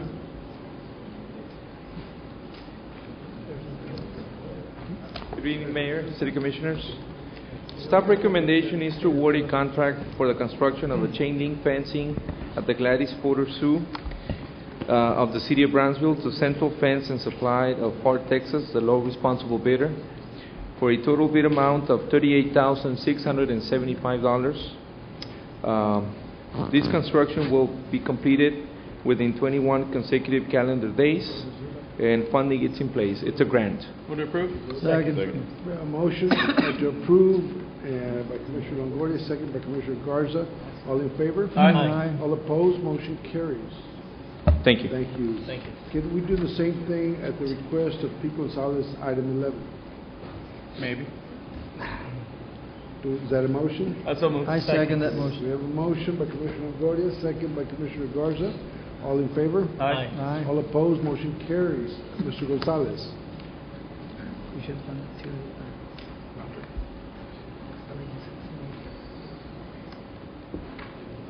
I don't know, Mayor, members of the City Commission, this item was discussed during our workshop, and we recommend that you approve this item. Move to approve. Second. We have a motion approved by Commissioner Atkinson, second by Commissioner Garza. All in favor? Aye. All opposed? I'll abstain. I was not here present for the presentation, so I'll abstain. One abstention. So moved. Congratulations. Thanks, sir. Thank you. Okay, let's go back to the beginning of the mayor's report. Well, we heard from the interagency group earlier on, so there's no need to go into that. So we'll go to the commissioner's report. Commissioner Atkinson, legislative trip, and read those. I'd like to say on behalf of the citizens and the directors and the people that shake Brownsville a little bit, that all went up to Austin, Texas with us to just be heard as far as our needs in Brownsville. I'm proud of the job BEDC did, GBIC with the interagency group with UTB, the Port of Brownsville, BISD. There's a lot of us there, and people that really were demanding to see a lot of these senators and House representatives. I know the mayor received an award on the House side, but I was able and lucky enough and proud to get onto the House Senate for Brownsville Day, and on behalf, and receive this gavel from Eddie Lucio and all the senators on the state side in Austin who proclaimed Austin Brownsville Day in the Senate. And I want to read what it says if I can. It's starting to get old, I can't. Let me see. It says, presented to the citizens of the city of Brownsville on the passage of Senate Resolution 116, the 81 first legislature proclaiming Brownsville, proclaiming Brownsville Days at the state capitol, February 4th, 2009. State Senator Eddie Lucio Jr. On behalf of the senators up there that gave us this gavel, because they were really appreciative of Brownsville Day up there in Austin, and this will be placed somewhere in the city where I think we're going to get a glass case for it, and I was proud to receive it on the Senate side, and I got this on behalf of everybody in Brownsville. And thank you for everybody who attended and represented Brownsville well. Thank you, Commissioner. Commissioner Longoria. I wish to withdraw my report. Commissioner Camarillo. Yes, Mayor. On February the 7th, I held my the first Juice with the Commissioner. This event focused on we met with the kids at Skinner Elementary cafeteria. I want to thank Principal Moore and all the youth that attended. We had about close to 40 kids. I was shocked. I wasn't too sure what kind of the turnout would be, but the kids showed up, and their parents showed up, and the teachers showed up, and I want to thank them for their attendance. It was an opportunity just for them to ask questions of me. It was a great experience to hear the kids ask me different things, from my favorite subject in elementary to how much money I make. It was just a real eye-opener and a wonderful experience. I'll have another one, and this will be for the kids in the Garden Park area. That'll be on March the 14th from 10 to 11:30, and the following one after that will be on April the 18th at Puget Elementary. I invite the mayor, the rest of the city commissioners to, our staff, come participate with me, join with the youth, and just have them pick our brains a little bit and ask questions about what's going on in Bronzeville, and it's just basically a dialogue session. So I want to thank the principals and BISD for being very generous to open the doors, and don't think I give them all that bread. I know it's not very good, but at least the juice is good for them, and I'm happy to brighten their day. I also want to thank HEB, Mr. Jaime Cavazos, who looks like they'll be a sponsor in all of this. They were very generous to helping me take care of the refreshments on the 7th, and so I look forward to partying with them for the next one. So I want to thank HEB for their help. I'm also going to be having an event for the adults, which is a coffee with the commissioner. Last Thursday, due to a special city commission meeting, I was not able to hold one at St. Joseph, but that one will be postponed, and we will do another one there fairly soon. But my next one is set for March the 12th from 6 to 7:30 at the Bronzeville Police Department, the West Side Community Network Station. So the public, any district, is more than welcome to attend, and again, dialogue, discuss, present, and I invite the entire commission and the mayor to participate with me if you all can. And the next one will be scheduled for April the 16th from 6 to 7, and that one will be at the Cueto building with the Center for Civic Engagement. This past weekend, I I participated in a cleanup along University Boulevard. The university was doing a planting a seed of hope, and it was a real great opportunity to be there with students and different community members to plant vines along their fence along the University Boulevard area. It was a strong message, I think, that was sent to the community and to a lot of us about the constant need to deal with this type of situation with the whole border wall. But along with that, we did a cleanup, and we really cleaned up a lot of University Boulevard. I want to thank all the students that cleaned up and everybody who participated, the housing students, and I want to thank Mr. Torres and Gina and the crew that came out to do the sweepers and to really help donate the bags and the gloves. It really takes a lot of effort for our public works crews to do all the things they do, and especially do it on a Saturday when they're doing a lot throughout the week. So I personally want to thank Public Works and Gina for going above and beyond, like always, to make these events a success and to make sure we're cleaning up Brownsville. So I want to thank all of their help. City Manager, know that you have a real good Public Works crew, and I thank them for always being there, helping us out. But I also want to thank our Fire Chief Lenny Perez for having the EMS crew out there, our Brownsville Chief of Police, Carlos Garcia, for having PD there, and traffic, Mr. Esparza, for closing the street. I really do appreciate that. We kept all the people safe, so that was the most important thing. That concludes my report, Mayor. Okay, Commissioner Triani. Thank you, Mayor. I just wanted to keep people updated as far as our efforts to have a meeting with Secretary Napolitano. We are still communicating with Denise Blanchard at Congressman Ortiz's office.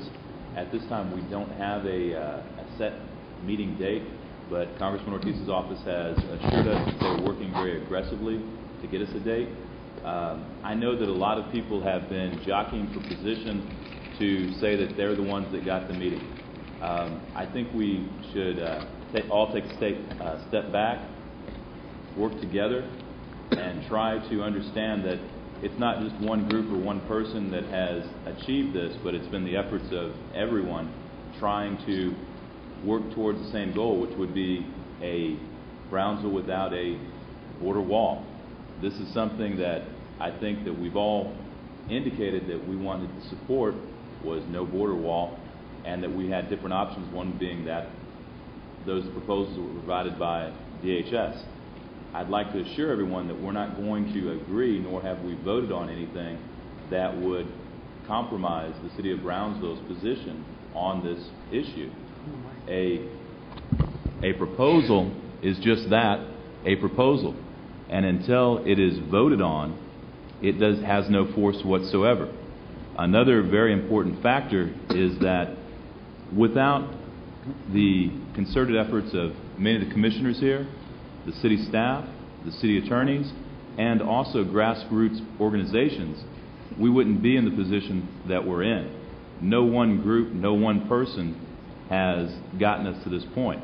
And it is only now, with the change of administration, that we can even seriously consider any alternatives or a change in perceptions. And unfortunately, I think a lot of people are counting their chickens before the eggs have hatched, because we don't have a meeting yet. We're still working on getting a meeting. And again, we appreciate Congressman Ortiz and his efforts through his office to get us that meeting, and we're hoping that we can get one between February 23rd and 26th, and we're all working on that, and that's what I wanted to let you all know, is that we are continuing to do that. And this would be a meeting for the city staff and whoever else on the commission that's going to go up there. I don't think that's been decided at this point either, which commissioners would actually go. I do want everyone to understand, and it ties into the presentation that was made earlier about the Brownsville debt. Unless we're able to remove or keep a border wall from coming into our community at certain places, we're not going to have an I-69 corridor.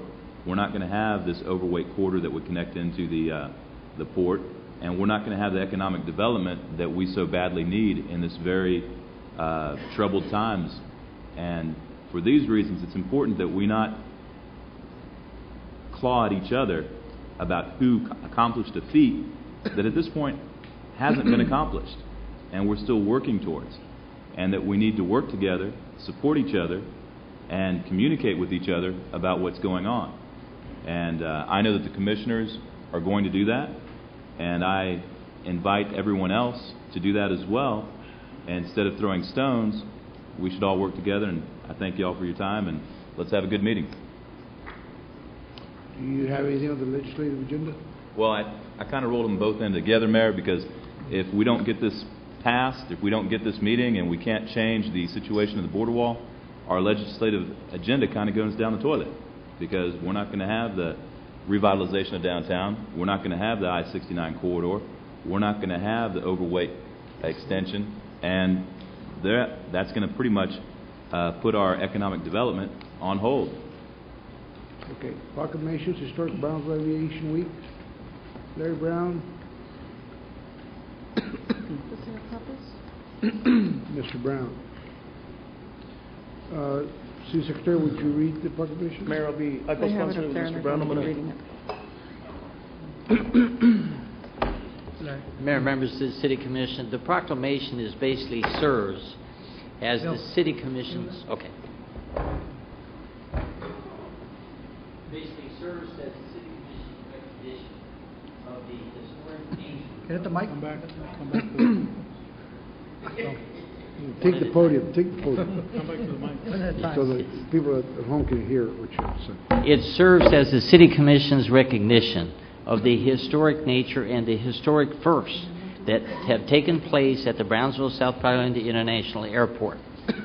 On March 9th of this year at 12 o'clock noon, we propose a rededication of the airport, as well as later on the agenda you see the potential for changing the name of a portion of Minnesota Avenue to Amelia Herrick Drive in recognition of 80 years of airport history and airport operations in this community, and the dedication of this community to that important doorway to the community.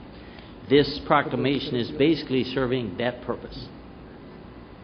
Be happy to address any questions. Okay. Commissioner Longoria, would you read the proclamation, please? Yes, sir. The proclamation of the City Commission of Brownsville, Texas, Larry. declaring March 9th through the 16th, 2009, as Historic Brownsville Aviation Week in our city. And whereas on March 9th, 1929, at 1:34 p.m., Charles Lindbergh, Amelia Earhart, Captain Ira Eaker, and 15 to 20,000 citizens of Brownsville were present at the grand opening of the Brownsville Airport. And whereas aviation has in the past, at the present, and will in the future play a vital role in serving the transportation needs of this area. And whereas the Brownsville South Padre International Airport has 80 years of unique aviation history. And whereas those persons and companies of the past and present that supported and do support Brownsville aviation in its many forms and hereby officially thanked for their efforts. And whereas our children and their children of the future are hereby encouraged to do what it takes to continue Brownsville aviation into the future by adopting the strategy of Fly Brownsville.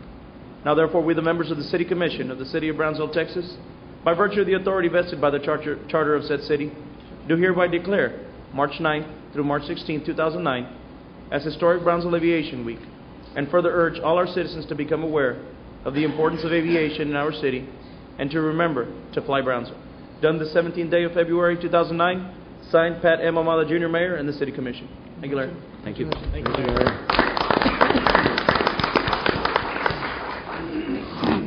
The next one is with pride and sadness that we recognize Lucky Leal.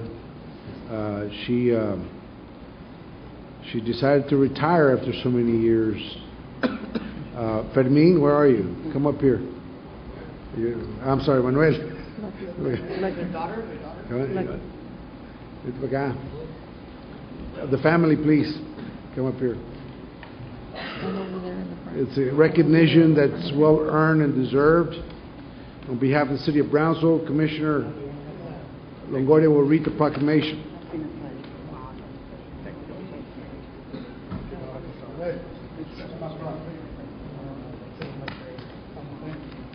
Thank you.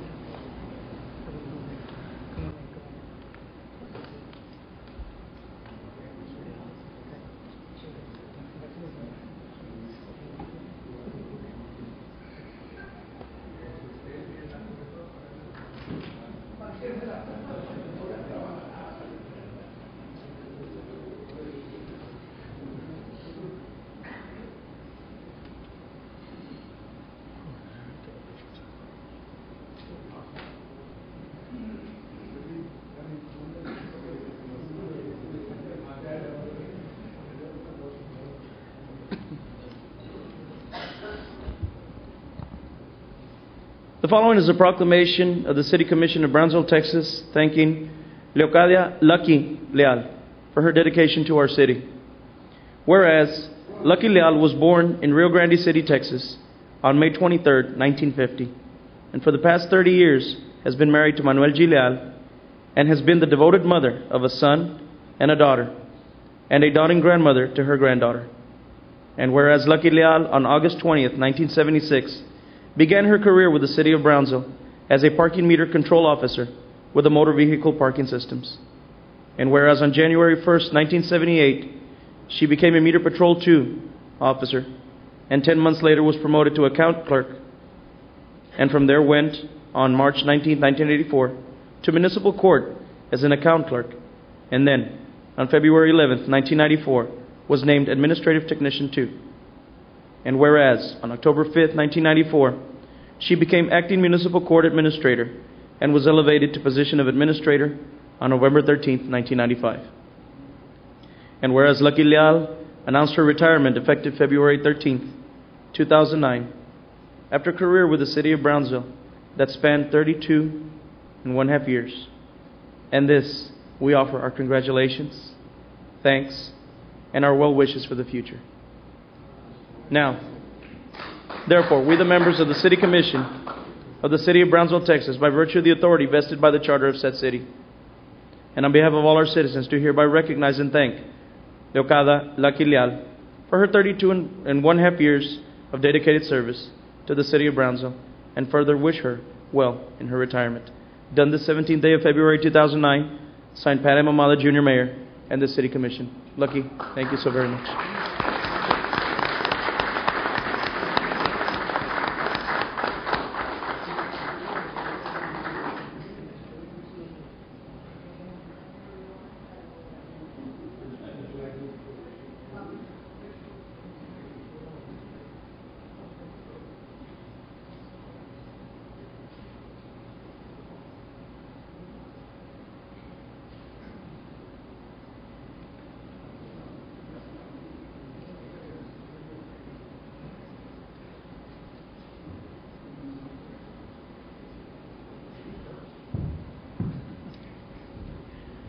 I just want to thank the Honorable Mayor, Commissioners, all the directors for these wonderful years that I have spent with every single one of you.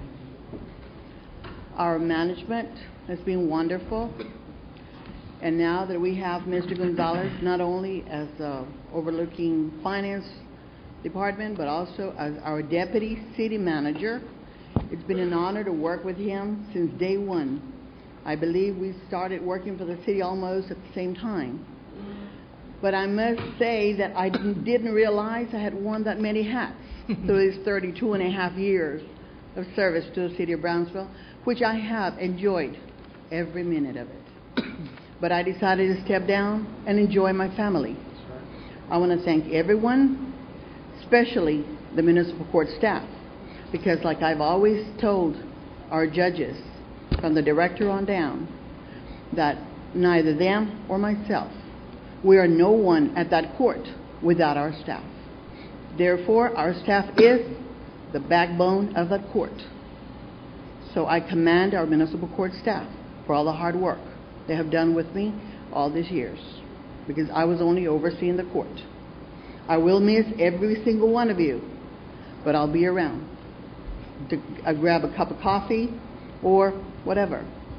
I will still call you. I'm sorry? I will still call you. Please do. Please do. You know, if anybody, the City of Brownsville was the one that was lucky to have you. Thank you, Commissioner. Thank you. Thank you. I also want to thank my family for all the days that I did work late, and for them to be so understanding, because I would come in at 7:30 in the morning and I would dedicate my whole day to municipal court and to the City of Brownsville. So therefore, I would terminate my day at 6 or at 7 p.m., whatever time we would close that court. So I am very, very grateful to my family for all their support, being as supportive as they were. So, first of all, thank you, God. Thank you, Lucky, and thank you for your commitment to the city. And it's been a pleasure, I know, for all of us here to work with you. And on behalf of the city, we appreciate everything you've done. Thank you so much. Thank you.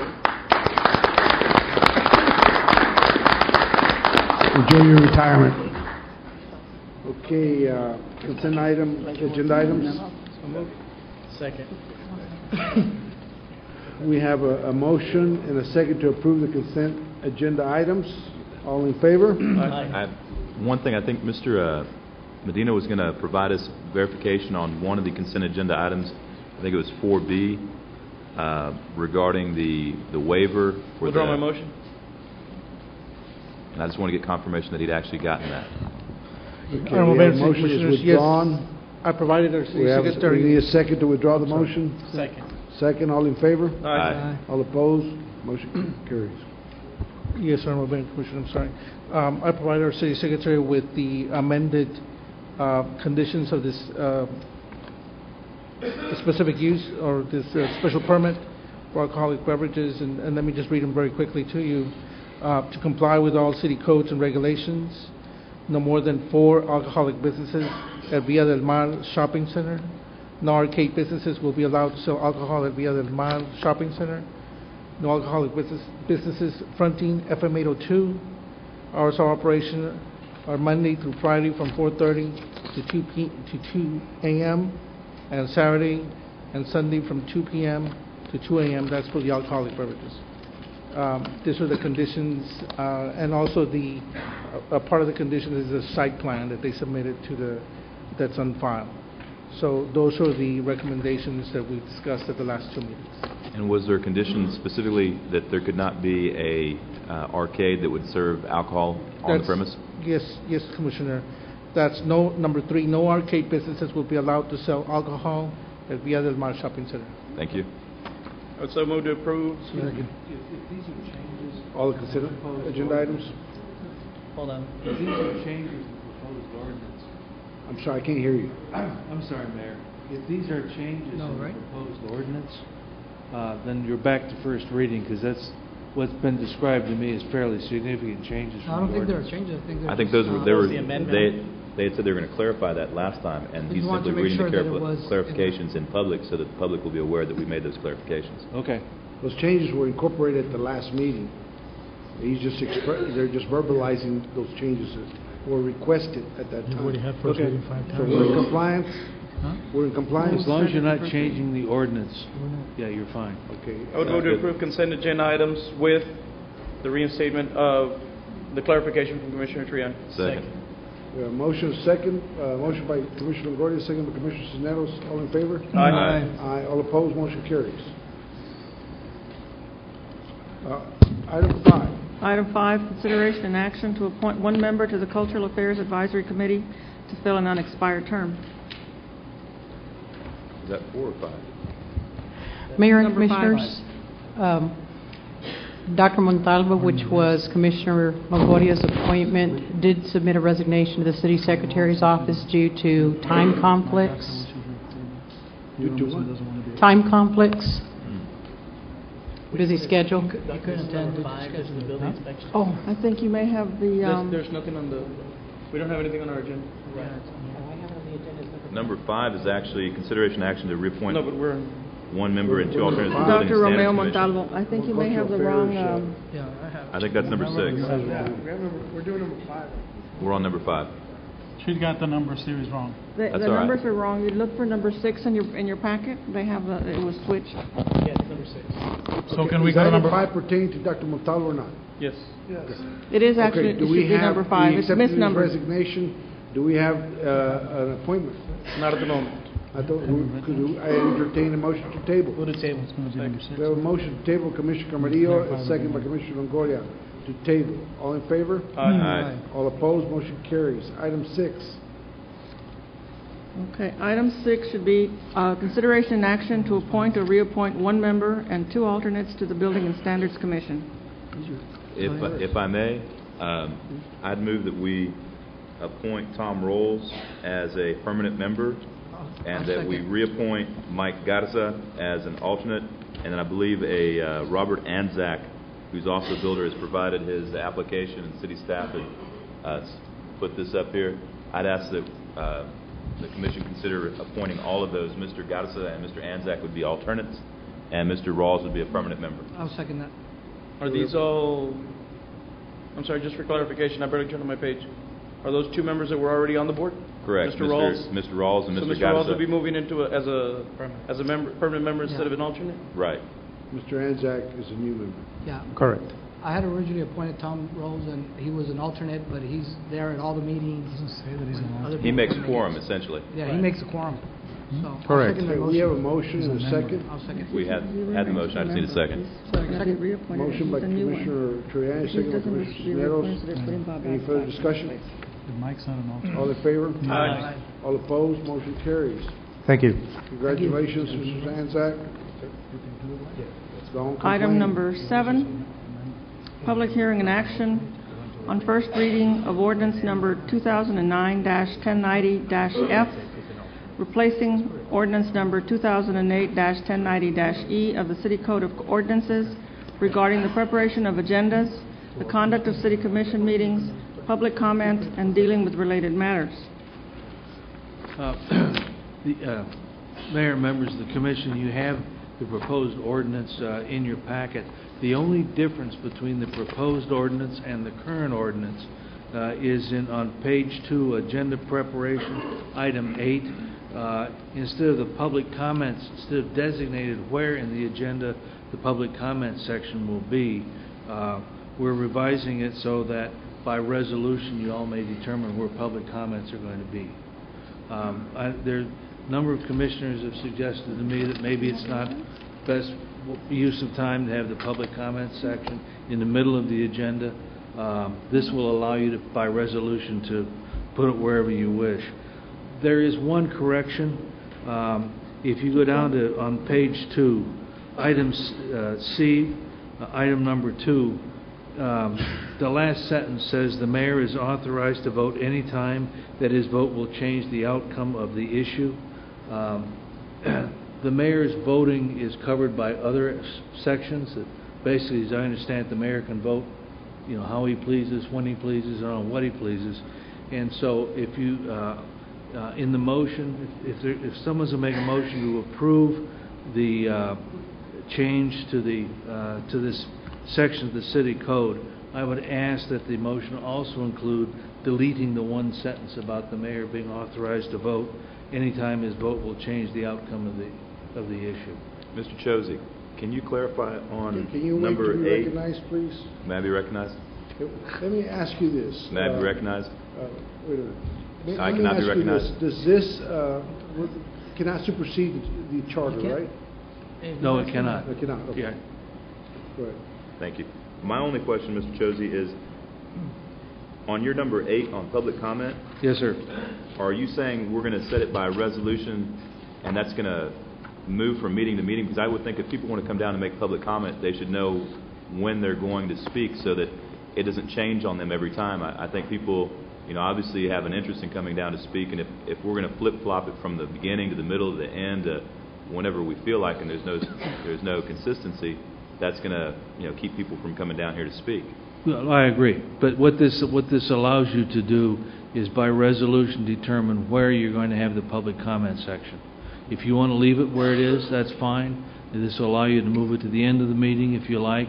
And as a practical matter, you'll want to set it somewhere and leave it there for a while. You won't want to be changing it every week. But you also won't be doing it by ordinance. Okay. Mayor, may I have the floor real quick? May I ask a question first?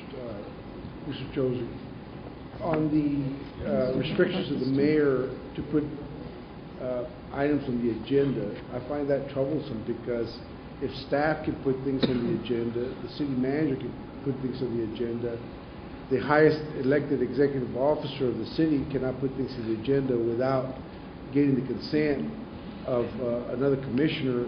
Troubles me. First of all, it opens it up to where it could be violating the Open Meetings Act, making decisions, discussing things before it even gets to the agenda, or the fact that, frankly, I'm very busy, and sometimes I just don't have the time.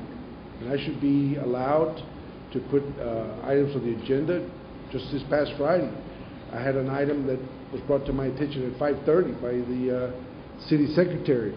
There's no time to be chasing people down and asking them and polling and finding out. So let me ask you this. does the charter not already provide and allow the mayor to put things on the agenda? No, sir, it does not. How about the state statute, home rule? No, sir, there's nothing in there. That's a matter for the city charter or for... Has this ever done, is there a precedence on this here in Brownsville?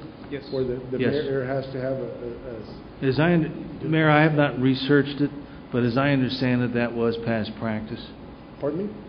I haven't researched it, but it's my understanding from comments that have been made to me that was past practice. I would like for your researcher to show me, was Mayor Eddie Trevino Yes. forced to do that? Yes. That was our common practice at the previous body. Okay, so as mayor, I can ask the city manager who is qualified to put things on the agenda, but not you. Is that right?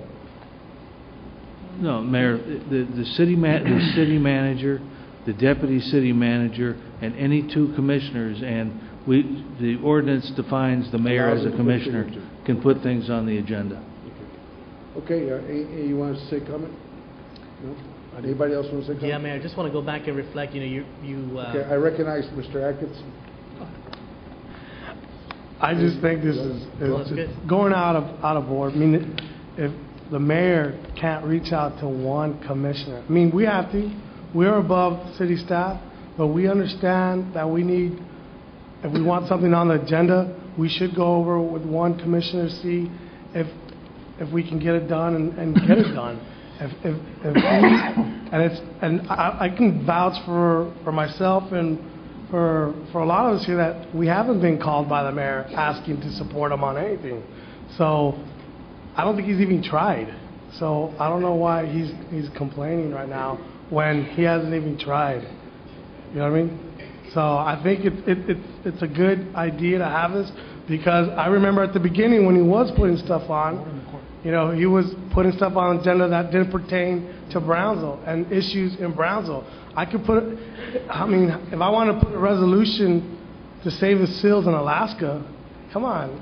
Yeah, I'm sure if I try to go get a second vote on or somebody to sponsor me on that, they're going to tell me, Charlie, you're being ridiculous. That's nothing to do with Brownsville. And I think that's why it needs to be in there. So, two minds are better than one on and it opens up lines of communication, like Commissioner Garza says. Well, I will overlook the personal attacks, but based on personal experience that the city secretary can vouch, at one time I did ask for something to be put on the agenda, it was killed. So I can't be going around begging people to allow me to put something on the agenda. Being the mayor of the city, I think people expect the mayor to be able to put things on the agenda and not to be his hands tied. But if that's the wishes of the commission, then that's the wishes of the commission. I will vote against it. I just think it's not good for the people of Brownsville to try to micromanage or try to tie the mayor's hands. But if that's the wishes of the commission, so be it. None of our hands are tied. Commissioner Longoria is recognized. I am also an elected voice of the people. And therefore, when I've placed items on the agenda, I've made contact with a fellow commissioner to put it on there. And that was, like I told you, that was a common practice that we had before. And it's always been done. So, the line is open. Make the call. You're right to vote, commissioners. Let the people decide on their own whether they think that's the right thing to do. Like I said, as the manager can attest, or a lot of staff and the city secretary, anybody, I'm a very engaged mayor.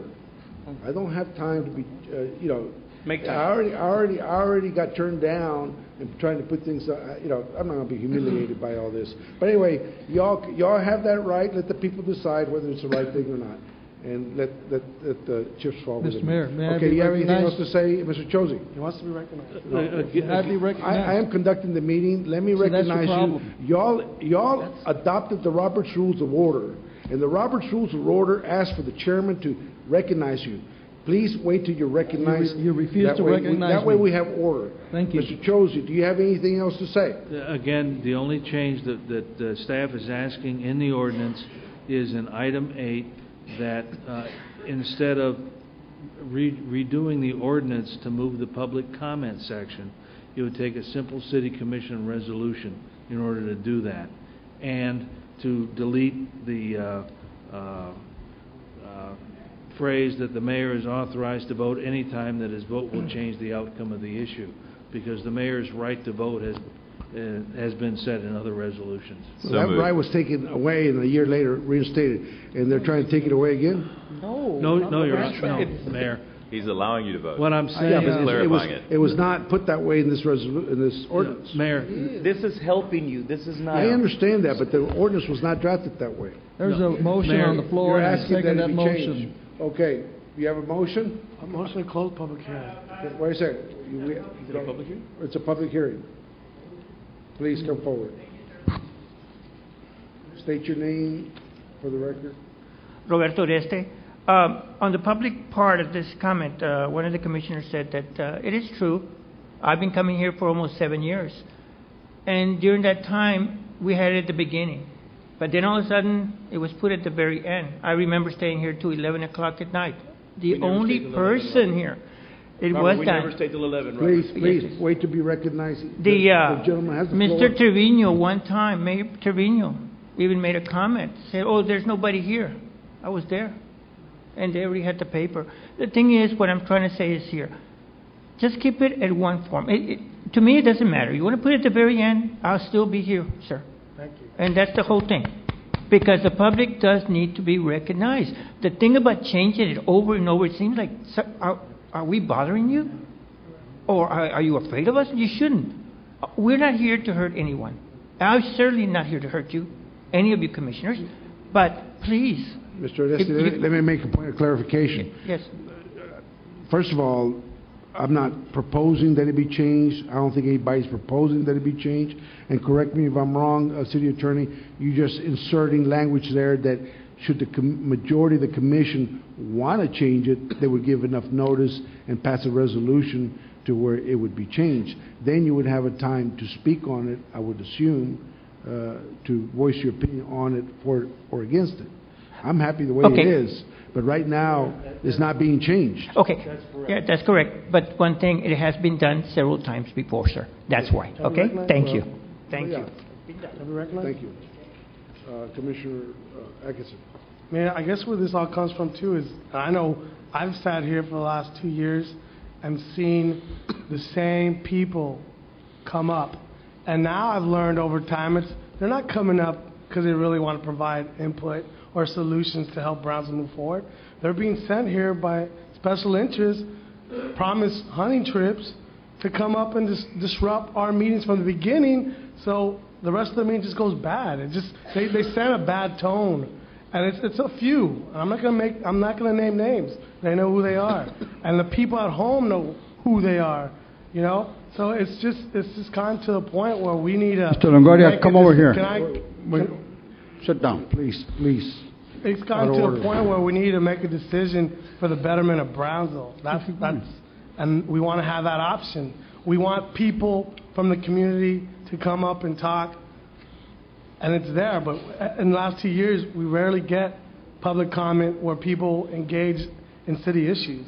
It's most of the time, 99% of the time, it's the same 3 or 4 people that come up, and I wouldn't even mind if they came up, but they're being sent here to cause disruption and chaos at the beginning of meetings, and I don't appreciate that.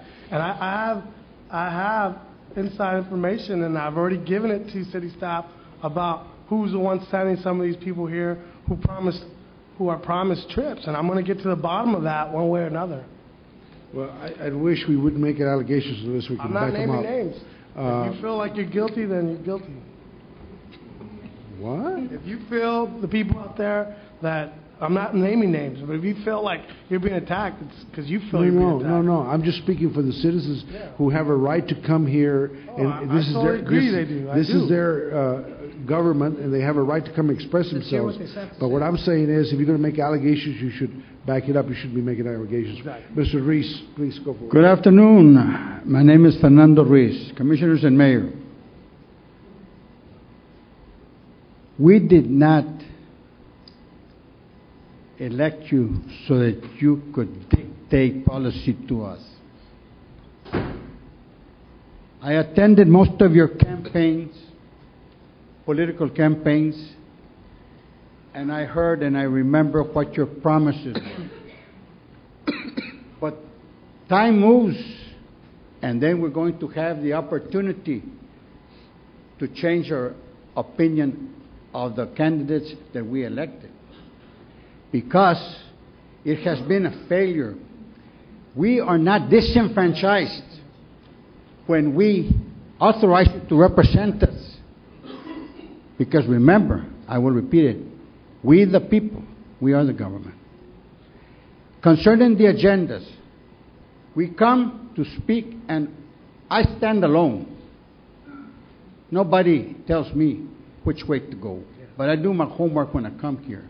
And I will tell you something, I do not like to attack people. I address issues only. This is what I do. So, the reason we come here for these 3 minutes that you give us is because we will not be placed on the agenda if we have any item that we want to discuss with this commission.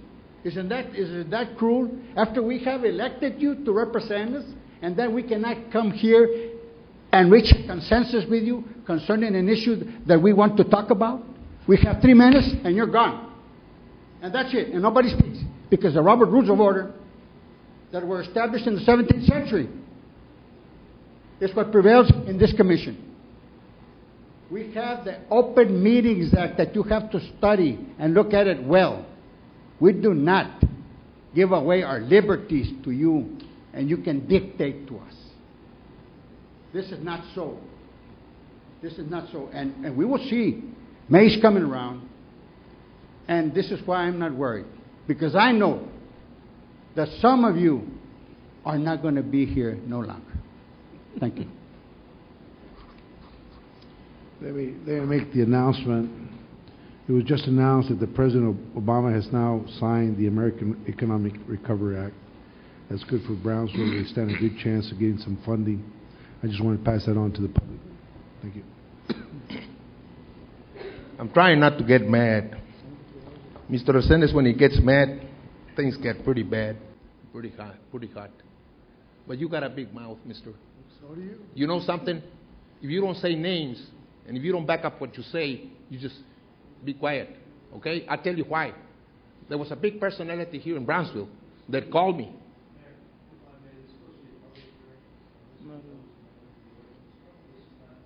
Thank you. Are you defending him? Thank you. Mr. Attorney, are you defending him? Okay. The city can have a lawsuit because this man opened his mouth. I had a big personality here in Brownsville call me, and he asked me about this man because it was in television. Let's have some order here, okay? Because can I speak? The attorney is right. We're getting off the subject, which is on the preparation of the agenda, not the public comments. When we had the public We're not getting off the subject. This man was talking about the subject, and that's what I'm talking about. If you can get back to the agenda, what's called for here. Okay, the commission as a whole. A young lady came, the last meeting, a very young lady came, and she insulted all of you by saying that you all do not know how to follow the Robert Rules of Order. And the whole Brownsville heard it. Now, when he says, the same people come here. Well, listen, buddy, before you were born, I was coming to the post office here. That has nothing to do with okay? the topic right now. But he can address us. I know. It's not fair, but that's the way it is. Oh, it's not fair. It's not fair. So I can't say anything, but the big boss can address me. Mr. Alex, listen to this. I get attacked, and I have to take it. I don't have an attorney to fight your attorney, but he's wrong, because if he can address me, I can address him. All I ask you to please is to follow. Just for the record, I wasn't Please be nice to you all. Wait. And let you all insult us? Follow the agenda, which Mayor. It's having to do with the ordinance that's being passed and conducting the meeting. Okay, I'll tell you about the ordinance. You all are always looking for something, okay, to get the 3 or 4 people that come over here that have the guts to come and tell you that you all are not fixing the potholes or something for the people. What's that wrong? Is there something wrong with that? Now you all want to move it up and down in different ways, and you don't know how to defend yourselves. Okay. And then you have a commissioner saying that we're getting paid. Okay. But he don't mention names because he's He scared. was wrong and I brought it to his attention. He was wrong in making that He's allegation. very wrong. Okay, but I have never insulted the man. Let me bring that up. If you want to go to the public comment, just state that you're for or against it and move on, okay? Well, you all can do whatever you want, but this is the deal. It's not what I want. This is the deal. The last meeting, you had this room full of people, and they all came up here. How about that people if you put them at the last, when it's about 9 o'clock or 8 o'clock? Do you think that people are going to like you very much? It's already been said out there, you know, how you people think. I don't come here to fight you guys. I come here for issues of Brownsville, like I told him. I was born before he was born, and I was coming here to this post office. This used to be the post office before that man was born. And I don't take insult, okay? You guys keep insulting me, I'll find a way to go to court with you all. Or you all better have facts. There's no need for that. Like I said, I brought it to his attention. Okay. I appreciate May the it. Lord bless you all, and if you all respect us, I will respect you all. And I appreciate your passion and wanting to come up here. And That's thank the way you. it goes. The door's always open. Thank you, Alex. Okay, this is a public hearing. Any more comments on this? On the preparation of agendas? And limit your public comment as far as them wanting to pass a resolution that allows the city commission in the future to perhaps change the order in which the public comments will be heard. If you can limit it to that, I would appreciate it. I have 11. And the preparation of the agendas. You don't believe me? I have stuff. Please proceed. All right. My name is Roman Bettis. I'm actually against a lot of the I'd like to make a clarification if I would. The interim city attorney has just stated that there is only one major change in this ordinance, and he has said it twice in this meeting. I'd like to say right now, he's lying. And I can prove it to you. Please. You are. No. Wait a second. Wait. Before you accuse... No. There's no... Oh, okay, mistake. I apologize. And this is why. Strike the line. I'll strike the line. There's no need to attack. No, I'm not. There's no need to attack anybody. No, I'm telling you right now. Let me show you. In the ordinance that you all passed on, which is 1090E, he deleted a sentence from that ordinance that he did not mention in his presentation. And I will read you that ordinance that you all passed. And give me a second, if y'all wouldn't mind. He deleted this sentence on 2E. You all can look at it. You all have it on your board, please. He deleted, commission members shall be allowed to briefly respond to comments when they deem it necessary, but not engage in a lengthy discussion. Can anybody show me in 1090F, which is what you all are discussing, where that sentence is? That's immaterial. No, it's not. Yes, it is. It's not immaterial, sir. It's Mr. not. Roman, let me tell you something. It is the wishes of the commission how they want to pass the ordinance. I know. Okay. I'm just. So that's. I don't have to agree with it. I'm not saying you are. Would you mind letting me talk? You seem to be anxious, but I'm not. We allow you to talk. Now let us talk, okay? Now, just because you interpret it that way, and the commission interprets it a different way, and they pass it the way they like, they want, and they have the votes to do it, it's up to them. We don't have to like it. I don't have to like it. You don't have to like it. But we have to abide by it, okay? So your interpretation, it's your personal interpretation. No, my okay? interpretation If that's the way it is, you have to respect theirs, okay? Mr. Ahmad. Make a comment. Let him finish. No, please, if it's about that sentence that's been deleted. May I make a comment? You're not going to finish? You yield No, the floor? I'm not. I'm going to Actually, I have a- No, I'm not yielding. Are you yielding the floor? Mayor, Actually, may I I have ask a lot Mr. more Pettis a comments question? to This make. is public comment. He just wants to ask him a question. This is public comment. We can interact with the public, Right, right? public hearing. Public hearing. I'm comment. sorry, public hearing. I've been sidetracked by the discourse. Thank you for pointing out that there is a difference. What we received in our packet is simply what we have in the packet. If there is a different document that we could have seen, which obviously you pulled, which, you know, I commend you for that. If Mr. Chosey wants to show it to us, that's fine. If he doesn't, I'll send it to the city secretary. to give to you that's fine. according to the ordinance. But obviously, whatever we do pass is, you know, going to affect how we conduct our meetings. I think it's very important that people have a set time when they can know when they can make their public comments and participate, because I know that's very important that we have an open dialogue. Thank you for doing that research. Well, will you reinsert that sentence? Sir, you or- yield the floor. Let him Oh, Well, sorry. I thought we had it.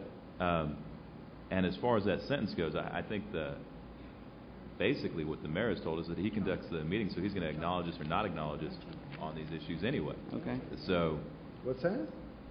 that's kind of where we are. I know. Thank you very much. I'm sorry. I didn't hear that. What did he say?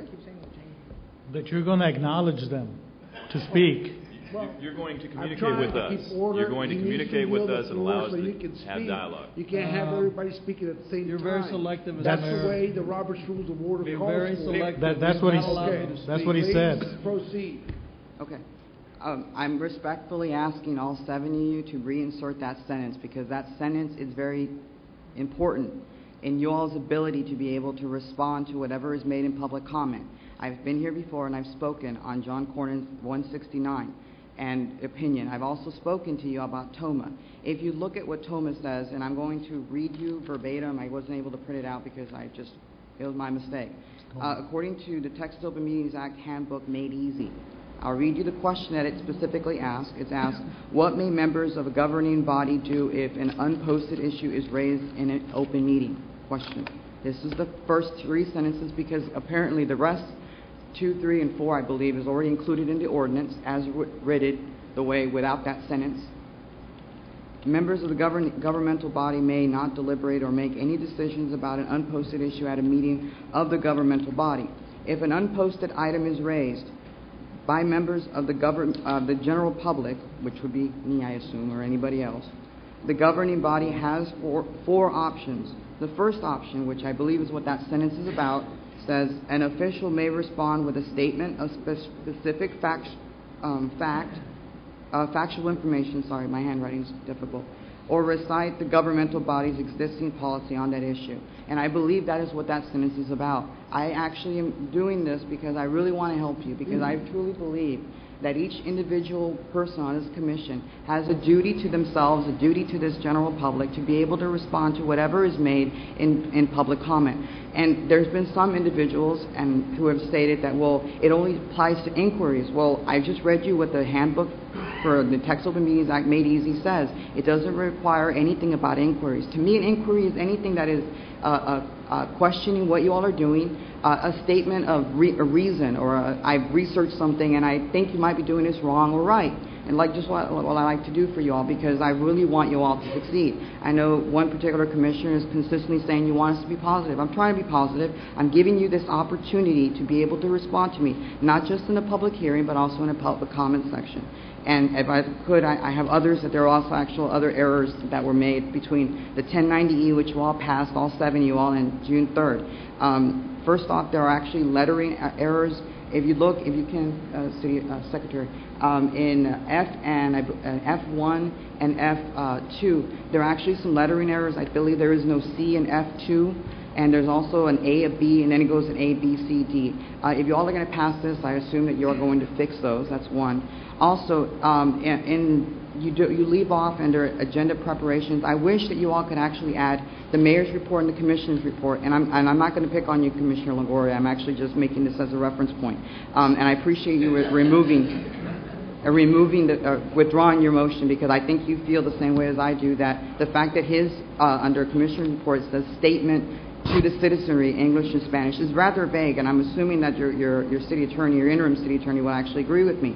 A statement is just basically a report, and that's rather vague, and I think you realize that, and I thank you very much for withdrawing it, because I believe it is a violation of TOMA, which was the reason why all 7 of you all have to be specific as to what you're going to say in your report. Also, under your administrative policy, the administrative policy in regards to what you all passed last August, which says that anybody in any commission member has to have 2 signatures. I applaud you all doing this and adding it, but honestly, you don't necessarily have to do it, because you already have the administrative policy, so I appreciate that. Also, under voting matters 1, I think you all actually, and it's up right there right now, you can look at it, and I'm going to read it to you, or a commission member appointed or elected. I know that the city charter specifies that you can appoint somebody to fill a vacancy. I would like to remind you that there's I believe a John Cornyn 2000 opinion that stipulates specific that appointed city commissioner cannot actually exist. You can't do that. According to the Texas State Constitution, and also and if the city attorney would like the copy of the opinion, I have it right here. I can actually give you a full 8-page opinion. So if you could please strike that from this. I know it says in the city charter you can do that. Huh? What number was that? Right up there, voting matters 1A, and it under the third line under 1, it says commission members appointed or elected. Please strike that, because if you do approve that, and actually it's under 1090E, you still have that listed. You'll actually pass an illegal ordinance because of the fact that it's in conflict with state constitution. Also, I appreciate the fact that you're all eliminating the first sentence. I was actually going to mention that, Mr. Chosey. Thank you very much for doing that. But actually, I don't really think you need to put 2, because in the charter it stipulates that the mayor can vote. We actually approved that. I think it was in 2005. I think is when we approved that, if I'm not mistaken. I could be wrong. Please correct me. I don't mind being corrected. But you don't really need that entire sentence. But if you want to keep it that, I applaud you for doing that. Also, it stipulates under public comment that an individual has to state an address. I don't believe that you really have to do that. I don't think you need to say, my address is such and such, because it's not specific as to you want the legal description of the address, the geographical thing. I don't think you really need that, and this is why. Last week at a special meeting with regards to the border wall, you had many, at least 2 or 3 that don't even live in the city. And it's as if you're trying to say, we want to know if you live here to speak. And I actually applaud Commissioner Trani for saying afterwards to me, I actually applaud you for this, saying that anybody should be able to speak, especially if it involves the rest of Brownsville. I personally disagree with that. I actually think that if it involves Brownsville and the wall here in Brownsville, that we should be the ones speaking. We should have preference. But you don't necessarily need to do that. And have you noticed, I don't give you my address because it's my personal practicing civil disobedience as far as not doing that. Also, it stipulates that you can't have conversations in the audience. I know I've seen city staff have conversations. I must admit, I've actually had conversations. I whisper something in somebody's ear. I don't know why you're limiting our opportunity to converse when you yourselves are able to converse amongst yourselves. I also noticed that in this section E and F, there's more what we can't do as opposed to what you can't do. Actually, I noticed that one of the commissioners likes to do weird things with his hands in his mouth. I think that's rude. I honestly do, and this should be part of the conduct. If you're telling me I can't wear a T-shirt, last week there were at least 2 individuals that said no border wall, and your current 1090E and the 1090F that you're about to pass, or at least approve in the first reading, they can't wear that T-shirt. Why were they not removed? Why were they said you can't wear this T-shirt? If you're going to have it in an ordinance, you might as well at least enforce it. And unfortunately, I feel that there's some sort of pattern with the city commission, or not the city commission, but with regards to the city interim city attorney and others in this staff who selectively enforce certain parts of ordinances. And I don't think that's right. I don't think that you should even be able to restrain our speech to wear a cap, a visor, or a specific T-shirt. I don't think you should do that. So if you don't mind removing that. And finally, I'm almost, there's 2 other things. Commissioner Longoria? I'm sorry, there's an ordinance in the charter that says that you can't ride a horse down International Boulevard or Southmost, any major road. But we don't go enforcing that. Well, that's fine. But it's in the Code of Ordinances that you passed in 2004. I really think it's a matter of opinion of you coming up here and saying that we're selective in what we choose to enforce. Well, but that's just my private. That's fine. My personal. That's your private. I'm just asking you, is in the Code of Ordinances in online that you all passed in 2004? That part about the horse. Please continue. I'm asking him a question because he's saying that I'm wrong that you selectively enforce. Because if it's not in the Code of Ordinances, there's no reason for you to be able to improve it. This discussion during the public comments, this isn't a public comment, it's a public hearing. This is a good example. What's going to happen, you're going to open up constant debates. And what's going to happen, we're going to violate the Open Meetings Act. That's what we're going to, if we were to do what you're asking us to do. Continue. Well, you're entitled to your opinion. We have to rely on the attorney to keep us out of trouble. Well, first off, with regards to conversing after public comment, what I'm basically saying is when I'm done talking, which is my 3 minutes, I go sit down, and you all can tell me what's wrong. And that's all TOMA says to do. I'm not saying in their public comment to have an open dialogue, because they're in public hearing. You all have dialogues with the person who's speaking up here. In fact, you all did it last Thursday. And I appreciate you did that because I applaud you for doing it. I really do. And also, with regards to, maybe there was 2 meetings ago, you all separated a particular item on the second reading, and you separated it. You actually did for 2 things. One individual was able to come up here and I don't even know if she stated her name. She was up here and you let her speak. There was another individual who wanted to speak on another one, and you all were like, okay, yeah, let her come up here. And your interim city attorney said she couldn't do it because it violated TOMA. And I am assuming that your city attorney read both 1090E and 1090F. In 1090F, it stipulates, and I'm going to read it to you, should any person, which is under section F to your first D, I'm going to read it to you. Should any person wish to address the City Commission regarding a particular agenda item, he must wait, I assume he or she must wait until the appropriate agenda item is called and ready to read by the City Secretary. At this point, the Mayor may acknowledge the request for a community commentary or question. And that's not only in 1090E, which is currently enforced, and also in 1090F. That person was restrained. That person was not allowed to speak because your city attorney said it violated Texas Open Meetings Act. Now, if it did violate Texas Open Meetings Act, then why is it in 1090F in here? That's my question. You can answer it after I'm, I guess, done. Because apparently I think I'm ticking you all off doing this. I'm just actually trying to help you. Again, with regards to inquiries, I truly believe that you all have that right. You have that inherent right to be able to speak how you want to speak as individuals. You don't give that up just because you're a member of a governing body. I think that as a governing body, you shouldn't make decisions on public comment that's made. You shouldn't make those decisions. You shouldn't deliberate on those things. But as far as stating something factual, which I believe Commissioner Atkinson and Commissioner Cisneros, and I name you by name because I know those two really want to say something in public comment. And I applaud you for wanting to do that, because if you're going to correct me if I'm wrong, you should be able to do that with a factual statement, and you should be able to do it. And right now with 1090F, you do not have that right anymore. Even though you have it in Atoma, you just ceded that right because somebody, for whatever reason, decided to accidentally delete that sentence. And it's, to me, convenient that it was deleted. And I'm not trying to say anything bad about Okay, you're repeating yourself now. No, I'm not. I got other people that needs to talk, so how much more time you need? You finished? I just want to say I don't mean to be insult.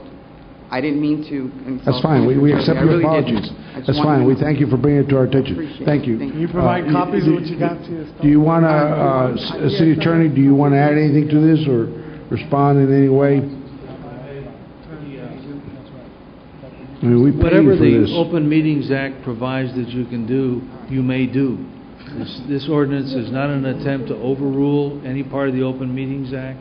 What the, in terms of responding to public comments, you may respond with specific factual information. For example, somebody doesn't know where the restroom is. It doesn't violate the Open Meetings Act for you to tell them it's out the door and down the hall and around the corner. But if it involves an extended discussion of what you perceive to be city policy, yeah, that you cannot do just in response to a public comment. And with all due respect to the guidebook that he's looking at, what really counts is what's in the statute, not what's in the guidebook. And the way I read the statute is that you have the right to respond to a question, but it's got to be a question almost on a yes or no type basis. Something really simple that no one can argue about the answer. Otherwise, it needs to go onto an agenda for the next meeting. Okay. Let me ask you, can something be added there as far as new business to that ordinance on the agenda? I don't know why not. If you all have amendments that you want to make to the ordinance, that in addition to what we proposed, that's entirely okay. Thank you. Mr. Reese. Sir, I'm going to refer to the Article 7 with other related matters. And this is in reference to right now where Mr. Truani, we're not reaching a consensus because you're interpreting one way and we are interpreting in another way. We have a charter review committee, and it's very important that the wording is precise. Now, the public has the right to review the changes or whatever new additions we're going to make to the city charter. I'm going to request that be a given order from the community to this commission and the mayor, that we will review and we will check the wording to make sure. Because why should you have the upper hand against me? What makes you better than me? In reference to the Open Meetings Act, it's unconstitutional concerning the First Amendment. It's unconstitutional. The First Amendment reads, and the Constitution says, there is no law that can surpass me. And the Open Meetings Act contradicts First Amendment of the Constitution. We need to check that out, please, to make sure that we have everything in synchronization and make sure that nobody has the upper hand on anything. Because in no way are any of you better than me or than anybody that addresses you concerning the interpretation that we give a certain item.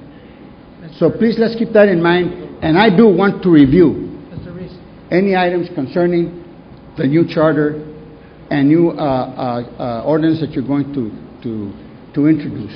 That's the Thank you, Mr. Reese. Thank you. Okay, can we have a motion to close the public hearing? May I have the floor?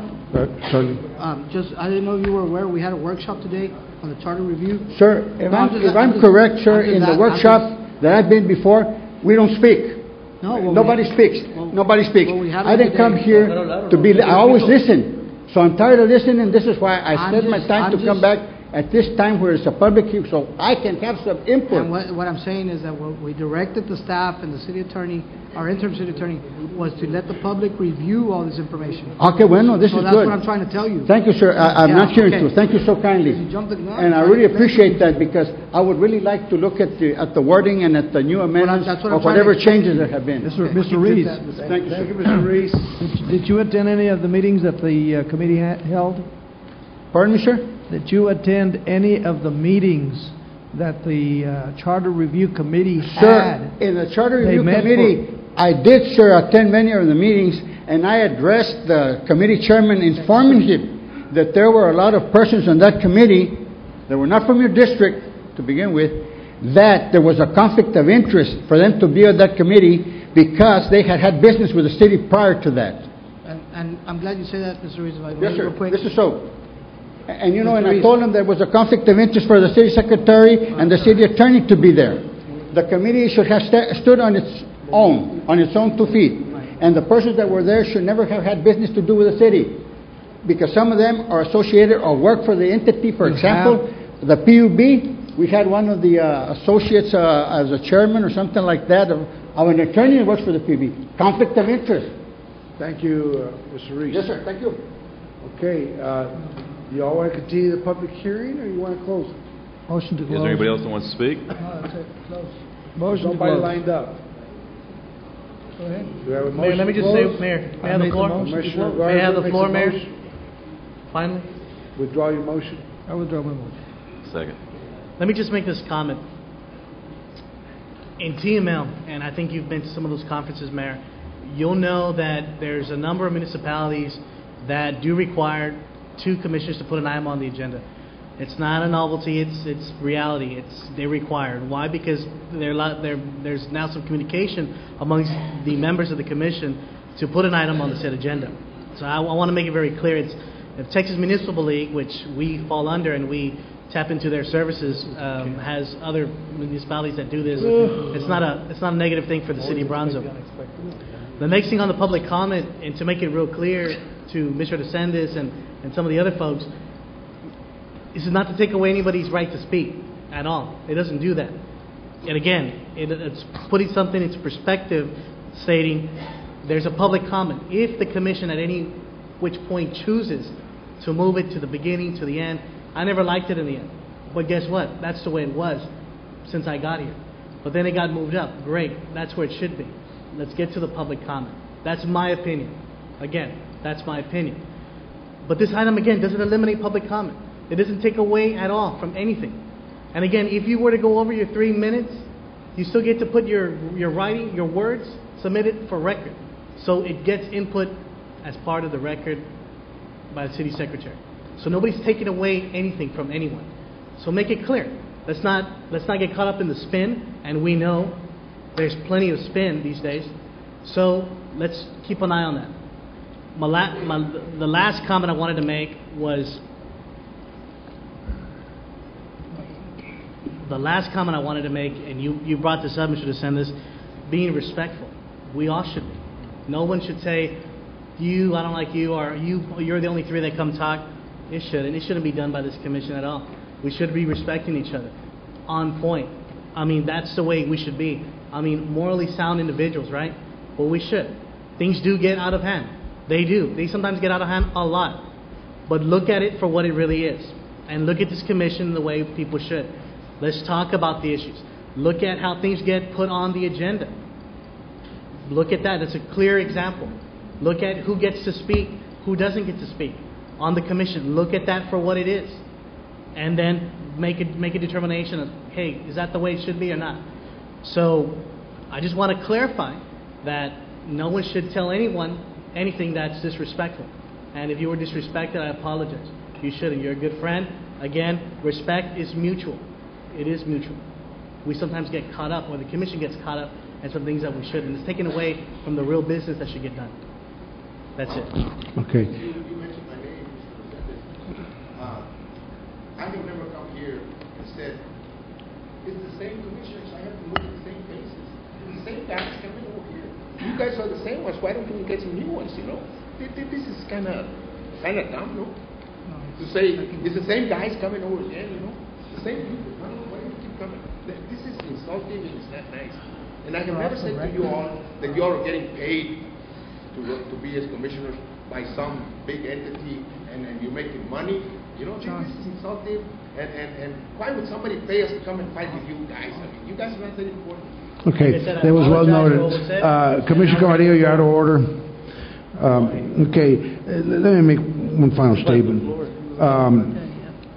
I've been chairman of the MPO and the Southmost Regional Water Supply, been a member of the Texas Border Coalition on the Executive Committee, and I've never seen the need to tie our chairman on how he conducts his business in running the meeting. Never seen that. Here, I think there's ulterior motives, but that's my opinion. I like to see on this ordinance that a section of new business be added onto it. That way, whoever wants to put something to the agenda, just lay it out right then and there. But if not, it's very clear that the city manager can put some on the agenda, and I don't have to take credit for it. I mean, he put some on the agenda this time for me. I asked him for it. My name's not even on it. But the city manager should be able to put things on the agenda at the request of one commissioner or two commissioners or one mayor or not. I'm a very engaged mayor. I'm very, very busy. I have a hard enough time to keep up with my stuff.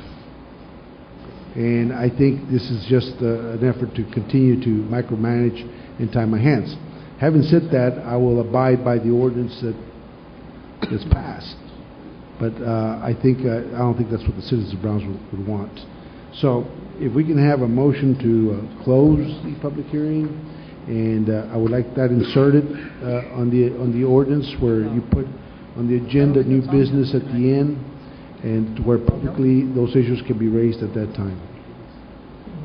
Do we have a motion? No. I'll make a motion. I'll make the motion to amend that with the changes you said, to allow a section for new business. Excuse me, Mayor, have we closed the public hearing? Oh, I'm sorry. The motion was withdrawn. Can you make a motion again, please, Commissioner Garza? I have one. No. Go ahead. I just have a comment real quick. City Attorney, Mayor mentions that he goes without a city commissioner's second to city manager to put something on the ordinance form. Is that in essence a violation of our ordinance?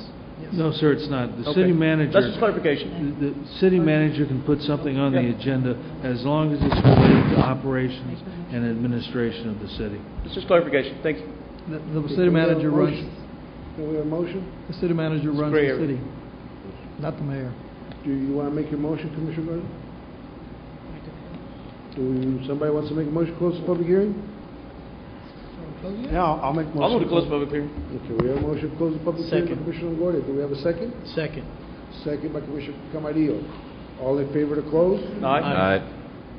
Motion passes. Move to I approve. make the motion to pass this ordinance. He already made a motion. There's a I'm motion. making a motion. There's a You have to motion be by Commissioner- recognized. You have a Here motion. we go I have again. a right to make There's a motions motion on the according to table. There we Robert's go Rules again. of John, Order. this is it. There's a motion. Parliamentarian, do I have a right to make a I heard a motion? motion. Yes, He you already do. made it. Okay, do I have a right to make a motion, parliamentarian? Not after he did. No. Not after he. I have to recognize the party in order for them to make a motion, do I not? Parliamentarian. Mayor, I'm not... I don't have an opinion on that. You know, I'm not You should have an expert. opinion on it. I You're know the I should. parliamentarian. There's a Mayor, I motion. never You're asked to be, okay. I never asked to be Okay. parliamentarian. The chair rules that I'm right. Yeah, right. I make the motion that you amend that ordinance and you put an item there that the packet will include new business at the end. Mayor, we couldn't, because that would violate the Open Meetings Act. No, new business already have meaning the what to motion. put on for next meeting. No discussion, just new business to put on for next meeting. That's all. Here in the public. And you can do that. Don't tell me you can't. You can't do that. I have a What question. kind of Okay, business? I have a motion. Hold on, I have a question. I want the public to see Mayor, for themselves. Do I have a second? Mayor, Do Mayor, I have a hold second? on. I'm calling for a second Mayor. motion. Hold on. Do I have You a are second? showing I have a question for Okay. Hold on, I have a question for The motion dies for lack of a No. second. John. Okay. Man, you are John, so disruptive. If there's already a motion on the table, can another motion be made to No, supersede that? if there's a motion pending, So, the only there's a motion motion that can be pending, Commissioner excuse Moya. me, the only motion that can be entertained is an amendment to the pending I know, motion. but the Moya already made the motion. Okay, the motion died for lack of a second, and people are speaking without being recognized. Now, does anybody want to be recognized to make a motion on the proposed ordinance? I concede back to the original motion. I'll second Rick Longoria's motion. Make your motion. Before you made your comment there, I move to approve striking the sentence that I was instructed by through legal to say the mayor is authorized to vote anytime that his vote will change the outcome of the issue. I move to approve striking that sentence as per legal's Second. advice. All in favor? Aye. All opposed? Nay. Item carries. Next item, City Secretary. Item 8, public hearing and action on first reading of ordinance number 2009-1500 to abandon and close a portion of Carmen Avenue at the intersection of US 281 and to accept a new right-of-way alignment. Good evening. I'm Eduardo Santillan with the Engineering Department. That's the site of the proposed high school, and that's going to generate a lot of traffic. So we're trying to create a safer intersection before school starts. Unless you have any questions, we recommend approval. This is a location where, where the new high school is being built on 281, and we need alternative routes for traffic congestion. So you're going to keep the main thoroughway as it is now, but you're going to put another? The one we relocate, realigning, that's the old Carmen Avenue. That's like a dead end, hits the State Park. And the other one, that's Carmen Boulevard. That's a new one. We're not touching that one. Staying the way it is. But the existing one you're going to take away. It's not going to be used, right? It's going to be the new proposed. Right now, that it's a dirt road. Okay. And BIS is using paying for everything. Okay. And it's Is going that to be to align it with Mississippi River Boulevard? that's the intention, to align it with the existing Mississippi Boulevard. Let me ask you another question, because I received a phone call from former Commissioner Ernesto de Leon and saying where the existing road is that part of his land grant? No, he's mistaken. He's mistaken? Yes. Okay, not a problem, thank you. Do we have a legal opinion that he's mistaken, or he's just mistaken? I got my opinion, and he agreed with my opinion. So it's So not you've an spoken issue. with him about this? Yes, we have. Okay. We spoke. Yes. All right. Not a problem. Move to close. Second? We have a motion to close. It was an honest opinion, not a legal. The second, Commissioner Longoria. All in favor? Aye. All opposed? Motion carries. Move to approve. Close Public hearing. Second. Move to approve. Action item, motion to approve by Commissioner Camarillo, second by Commissioner Atkinson. All in favor? Aye. All opposed? Motion carries. Next item. Item 9, public comment period.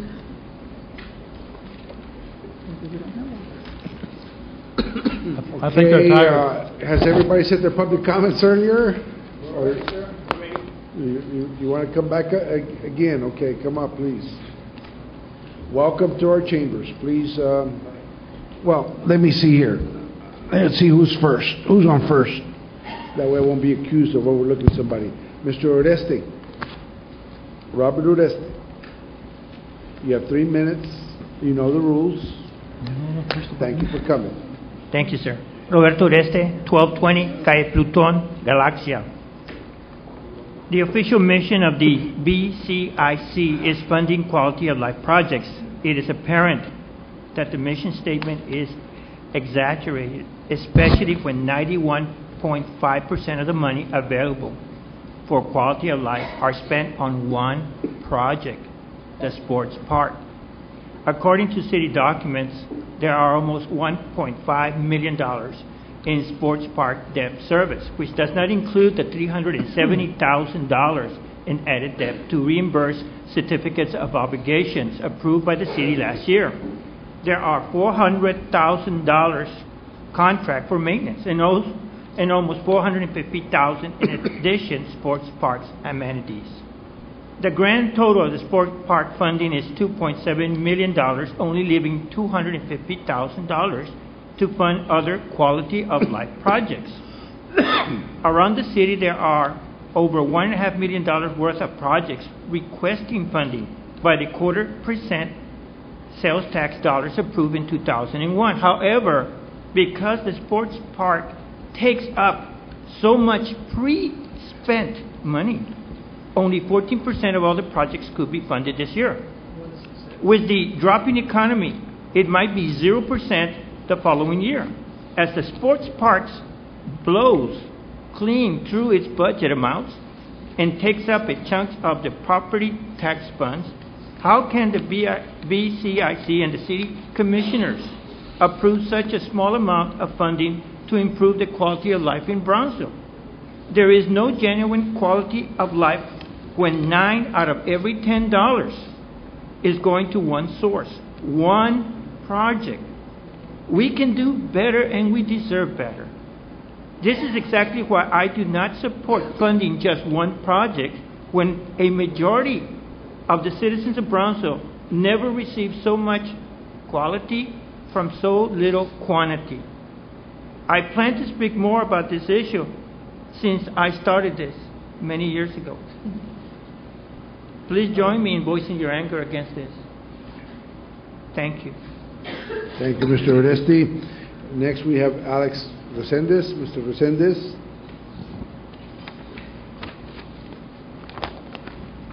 Now you can talk about the public comments if that's what you want. The floor is yours. Te encanta el guato.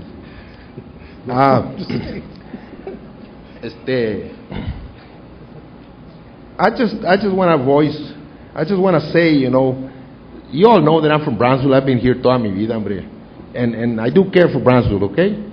Mira, I used to work.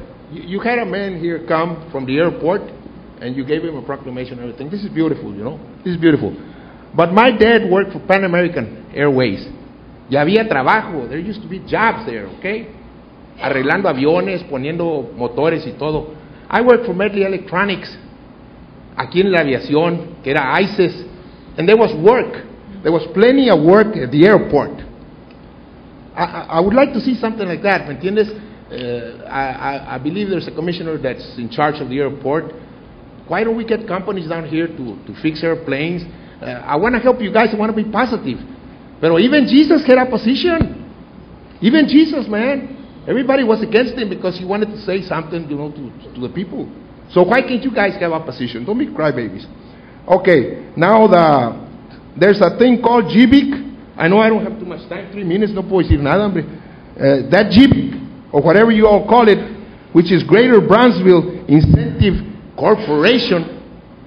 I understand some of your commissioners belong to it. I don't know if the mayor belongs to it. Anyway, whatever this GBIC is, construction companies have asked me, Mr. Resendez, we can't bid on the park, or we can't bid on this, we can't bid on that. The commissioners get the monies, and they give it to whoever they want. No es una cosa, they give it to GBIC, and GBIC distributes the money the way they feel like it. But it used to be that companies would come in, and they would bid for jobs, for this, for that. La compañía chica tenía chance también de tener trabajo. Okay, the city charter. I read a little bit of the city charter, and I went to the meetings of the city charter. They would not let us speak like you guys don't want us to speak, because you all had attorneys allá adentro. There was a time you had 3 attorneys in there, not from the people. We had to be discussing with the attorneys that were there on the city charter because the city charter was trying to fix it on your way, okay? In order to recall any one of you all, the city charter came up with a formula allí, and you still need thousands of signatures. Why don't you just get 20 signatures and we can fire you guys? Gracias. Thank you, Alex. Okay, Mr. Fernando Ruiz.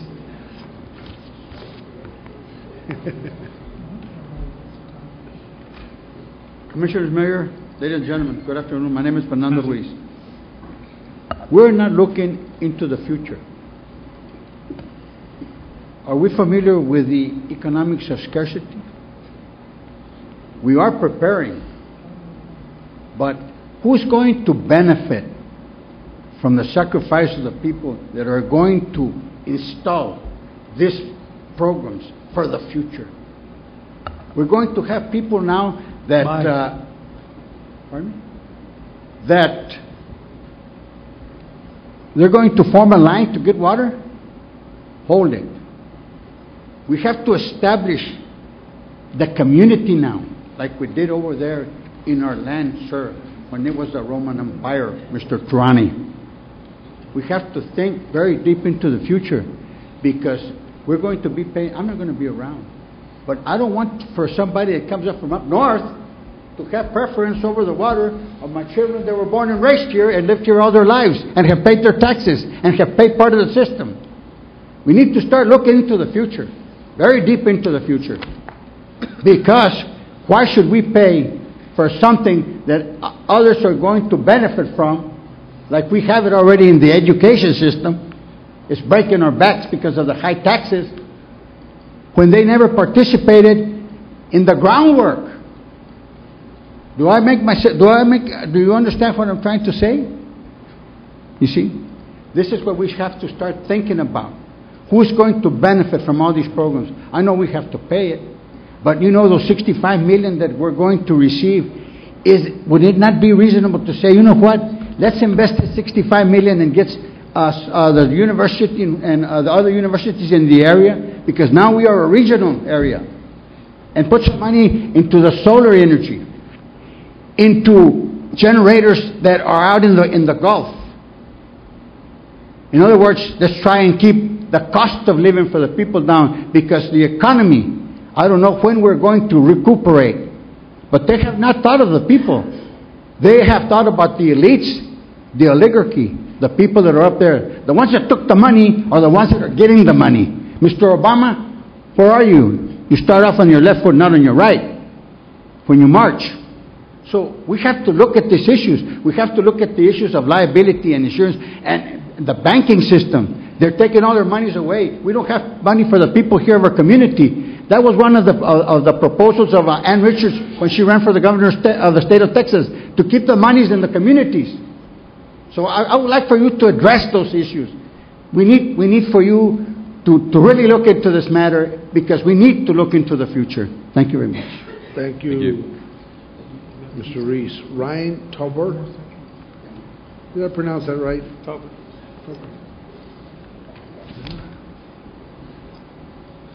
Welcome to our chamber. Thank you. Commissioners, Mr. Mayor. It's kind of like walking into a hornet's nest here, so I'll make it short and sweet. My name is Ryan Tauber. I'm here of my own free will, although it would be nice if we had a paid trip, because that would segue right into what I wanted to talk about. I'm here on behalf of CASA, the Coalition of Amigos in Solidarity and Action here in Brownsville.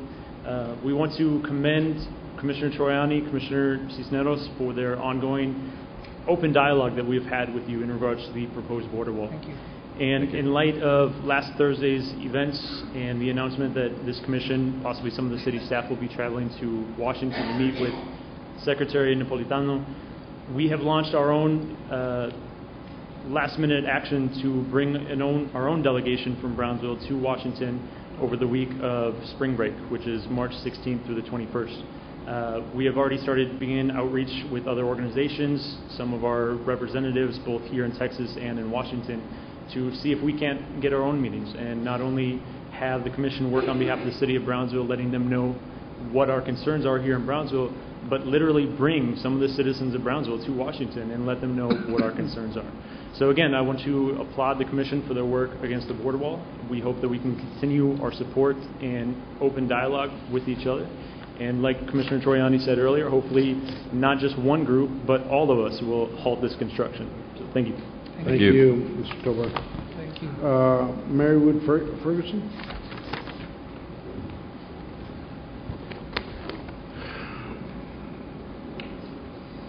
Welcome to our chambers, Mrs. Ferguson. I actually have a few handouts I'd like to give you.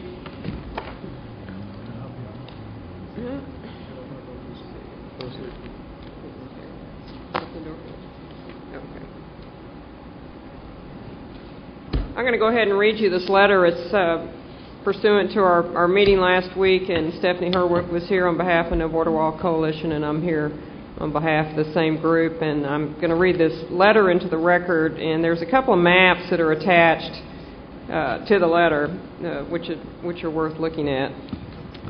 And dear Brownsville City official, in your upcoming meeting with Homeland Security Secretary Napolitano, we urge you to use your starting point negotiations that a border wall would be ineffective, unnecessary, and would do tremendous damage to the city of Brownsville.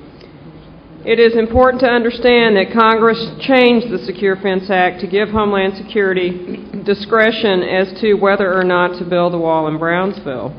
If you can convince Secretary Napolitano that a wall through Brownsville would not enhance border security, she has the authority to halt the construction. So that's number one. We would like for you to discuss that in your meeting. Attached are the detailed action maps of Brownsville and a description of floating fence from the Department of Homeland Security's July 2008 Rio Grande Valley Environmental Stewardship Plan.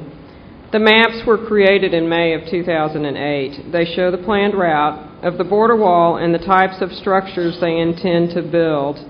These maps reveal that the floating fence, what you have been referring to as a temporary fence, has been DHS's plan since last May, predating both your proposed contracts with DHS. Unfortunately, what you have been celebrating as a major concession on the part of DHS has been their plan all along.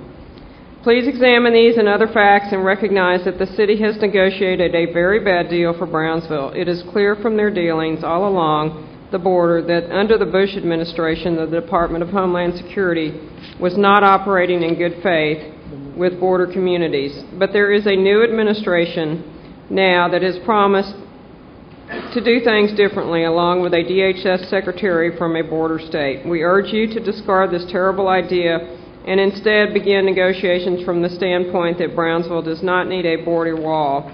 This is the only way that you can claim to speak on behalf of your constituents. Sincerely, Stephanie Herwick, No Border Wall, and Mary Wood Ferguson, No Border Wall. Anyway, these are very nice maps to get an understanding of where DHS was planning to put in the floating fence, and that it was not at the request only of the city, but they plan on putting it along several sections here. Thank you, Ms. Ferguson. Let me just add one more thing, if I can find it. Many of you all, if you read the paper the other day, saw where Juliet Garcia was commenting on the remarkable feat that they were able to achieve in district court in Brownsville, Texas. And I will quote from the newspaper article. Garcia was addressing students and faculty at a meeting recently, and she was explaining that her decision to oppose the government's entry on the university property was motivated by a commitment to civic responsibility as well as the school's practical concerns.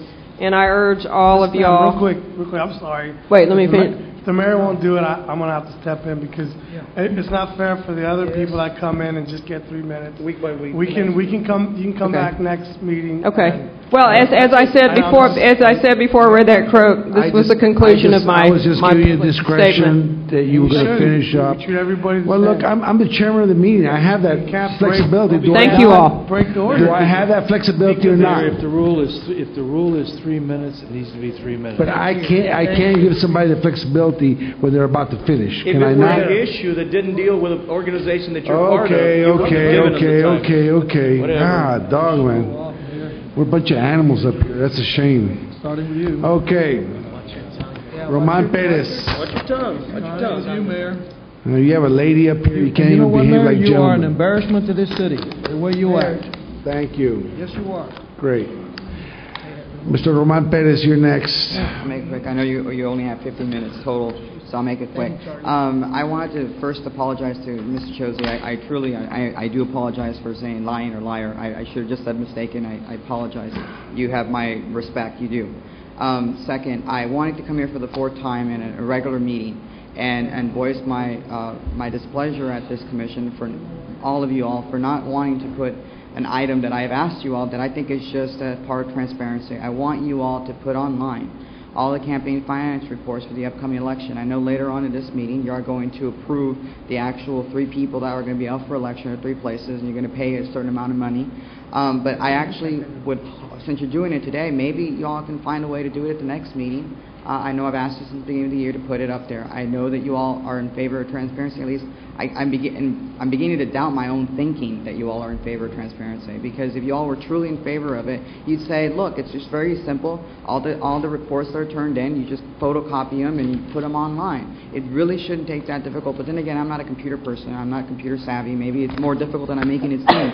But if you all are truly in favor of transparency, and you all, bless you, Miss Dan, I'm not lying.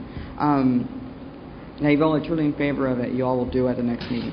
Also, as far as the conduct that happens, I know I've mentioned this before, but I applaud at least a few of you for whenever I come here and speak, whether you agree with me or not, or you want to make silly faces at me, it doesn't matter. I don't think many of you do that. But there's a couple of you all that just have this blank stare into a computer screen as though you don't care what I have to say. I know that the computer is very important to you, and you probably want to study what else is written in this written on your computer. I know you can't be tapped into the internet or something because I've asked you all to look online. But if you're going to want respect from us, and I know you will have it, at least show me respect and show anybody who speaks respect, that not just be dilly-dallying around on the computer. And I hope that if any of you are planning on running for mayor or higher office, you will stop doing that because you truly care about what we, the citizens, care about you and say about you or say to you. Because remember, we vote, you are elected, whether you listen to us or not, it doesn't really matter. But at least pretend like you care what I have to say or anybody has to say. So I appreciate it. Thank you, and you have a good night. I'll stay here for the rest of the meeting. Don't feel discriminated. I get it all the time. I don't feel discriminated against. Have a nice day. Okay, that's it for public comments. We'll go to item 10. Item 10, consideration and action on Brownsville Community Improvement Corporation project funding recommendations. Move to approve. We have a motion to approve. Second. We have a second by Commissioner Garza.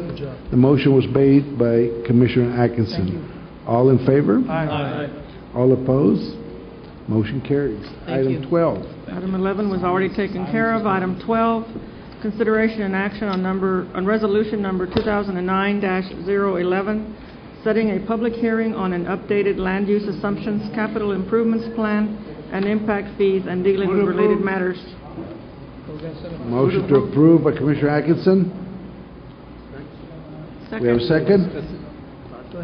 Can we hear from Mr. Medina? Okay, you withdraw your motion? No, A motion? Do we have a second? Second, You have a second? Okay, Commissioner Cisneros? No, he's not asking for... Okay, there's a second. Any discussion? Right here, let me discuss. Thank you, Honorable Mayor and City Commissioners. Basically, tonight, Ms. Reader is here as chairman of the kayak. Also, PUB is here to answer any questions that I may not be able to answer. But basically, in this resolution, Commissioners and Mayor is starting up the process for a public hearing. If you look at the attachment to this resolution, March the 25th is the public hearing that will be presented to you with the land use assumptions, the CIP, and the maximum allowable. 60 days after that, you would approve the actual impact fee. So if you have no questions, March the 25th is a special meeting. It's not a regular meeting, but that's a date that we have selected. We do not want to be part of an agenda. I know this is a very complicated subject, but if you wish, we could move that date forward. We cannot move it back, but forward to allow more time for study, presentations, etc., either by city staff, PUB staff. But that's your call. But tonight, we begin the process. The committee did an excellent job, met many times with a consultant, with PUB staff, our staff, and are very educated, very knowledgeable now of impact fees. It was a great group. They did a fantastic job, and I'm sure they'll be recognized later by this commission. So I'll ask for your vote. Okay, we have a motion. Chairwoman, she here? Yes, here. Leanne Greer, we thank you for all your work and your service to this community. I know it's been a long process. You've been on it twice already, and you're a veteran, and we appreciate everything you've done. Thank you. Okay, we have a motion and a second. All in favor? Aye. All opposed? Motion carries. Next item, 13? Item 13? 14. Item 14, consideration and action on resolution number 2009-013 in support of continuance by TxDOT of the maintenance of the Queen Isabella Memorial Bridge. I believe that's the agenda item that I beat you to, Mayor. Yeah, I asked you to put it up there for me, yes. It's basically just in supporting neighboring cities and obviously the island in having TxDOT continue their efforts to upgrade and maintain the causeway. So Move to approve. Second. Thank you for putting it up, Charlie. Motion to approve by Commissioner Triani, second by Commissioner Cisneros. All in favor? Aye. All opposed? Motion carries. Item 15. Item 15, consideration and action on resolution number 2009-014, providing for a general municipal election to be held on May 9th, 2009, for the purposes of electing 3 members of the City Commission and authorizing execution of an interlocal cooperation agreement with the Cameron County Elections Administrator and dealing with related matters. Move to approve. Second. We have a motion approved by Commissioner Triani, second by Commissioner Garza. May All I- in favor? may I ask Well, that- wait a second. Mayor, Discussion? Estela, does this include the amendment, the changes to? Yes, I wanted to just go ahead and mention that the packet that you have there has been amended as far as the budget. It is now up to, did you get a copy of the amended budget? Yes. The last one I saw was 84,000. Right, it's up to 84 because we wanted to go ahead and include a 5th early voting site, which would be UTB, as we normally do, so that increased that item. Also, the other thing is that this contract or this estimate does not include the charter election at this time. What we're looking for is, depending on the number of propositions that are put forth for election, for amendment, if we can keep the ballot itself to a 1-page, both sides, the cost should probably not be increased by too much. If we run into having 2- and 3-page ballots to work on this, then it will significantly increase the cost. Thank you. We do have a motion and a second. Is there further discussion? Also, for the record, I think we passed up number 13. Yeah, City Secretary superstitious, so we need to go back to 13, Mayor, please. I was wondering how she jumped that one. I said She's ahead of her 13. time. Okay, well, we have a motion and a second. All in favor? Aye. All opposed? Motion carries. You want to go back to 13? We will go back to item 13, consideration and action on resolution number 2009-012, authorizing the renaming of a portion of Minnesota Avenue in front of the airport's passenger terminal to Amelia Earhart Drive.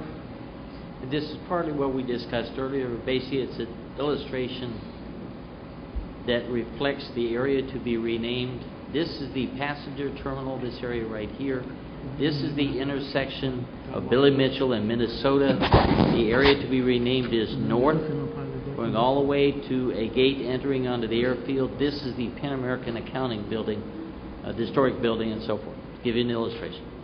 Thank you, Larry. We have a Second. motion approved by Commissioner Garza, second by Commissioner Triani. All in favor? Aye. All opposed? Motion carries. Item 16. Item 16, consideration and action to authorize the acceptance of supplemental grant number SA-TO1-10041-09 from the Auto Burglary and Theft Prevention Authority awarded to the Brownsville Police Department for the South Texas Auto Theft Enforcement Task Force project in the amount of $66,282. Chief Garcia. Mayor, members of the City Commission, good evening. I think the agenda item pretty much speaks for itself. About 44,000 of this is for the City of Brownsville. The additional 22,000 is for the City of Edinburgh, and pretty much going to be used for the purchase of vehicles so we can conduct bridge operations. And they're going to be marked SUVs, something that is going to be brought up later in the agenda. Okay. We have a motion? We did. We had a motion, Motion a second. Triani, second by Commissioner Longoria. Any discussion? I think it All in- speaks for itself.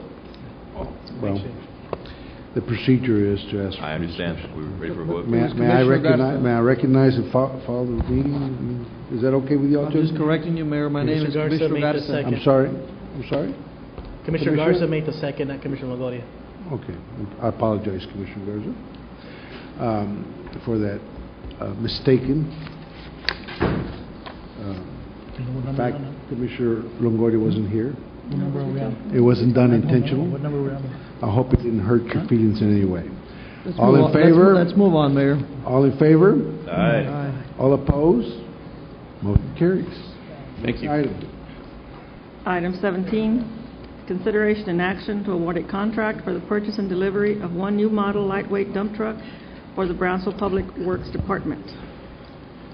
Staff recommendation is to award a contract for the purchase and delivery of one 2009 model F450 crew cab with a 3 to 4 cubic yard dump body to Planet Sport of Spring, Texas, for a total by war contract price of $43,810. Delivery is 120 to 150 days after receiving the purchase order.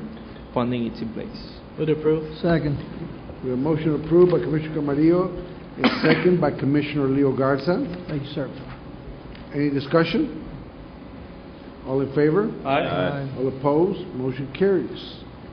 Item 18, consideration and action to award a contract for the purchase and delivery of 4 2009-year model vehicles for the Brownsville Police Department. Move to approve. Second. We have a motion by Commissioner Atkinson to approve, second by Commissioner Longoria. All in favor? Aye. All opposed? Motion carries. Thank you. Move to adjourn. Second. We have a motion Item to 19 adjourn by is taken Commissioner Atkinson and second by Commissioner Longoria to adjourn. Camarillo. All in favor? Aye. All opposed? Can stay. Please adjourn.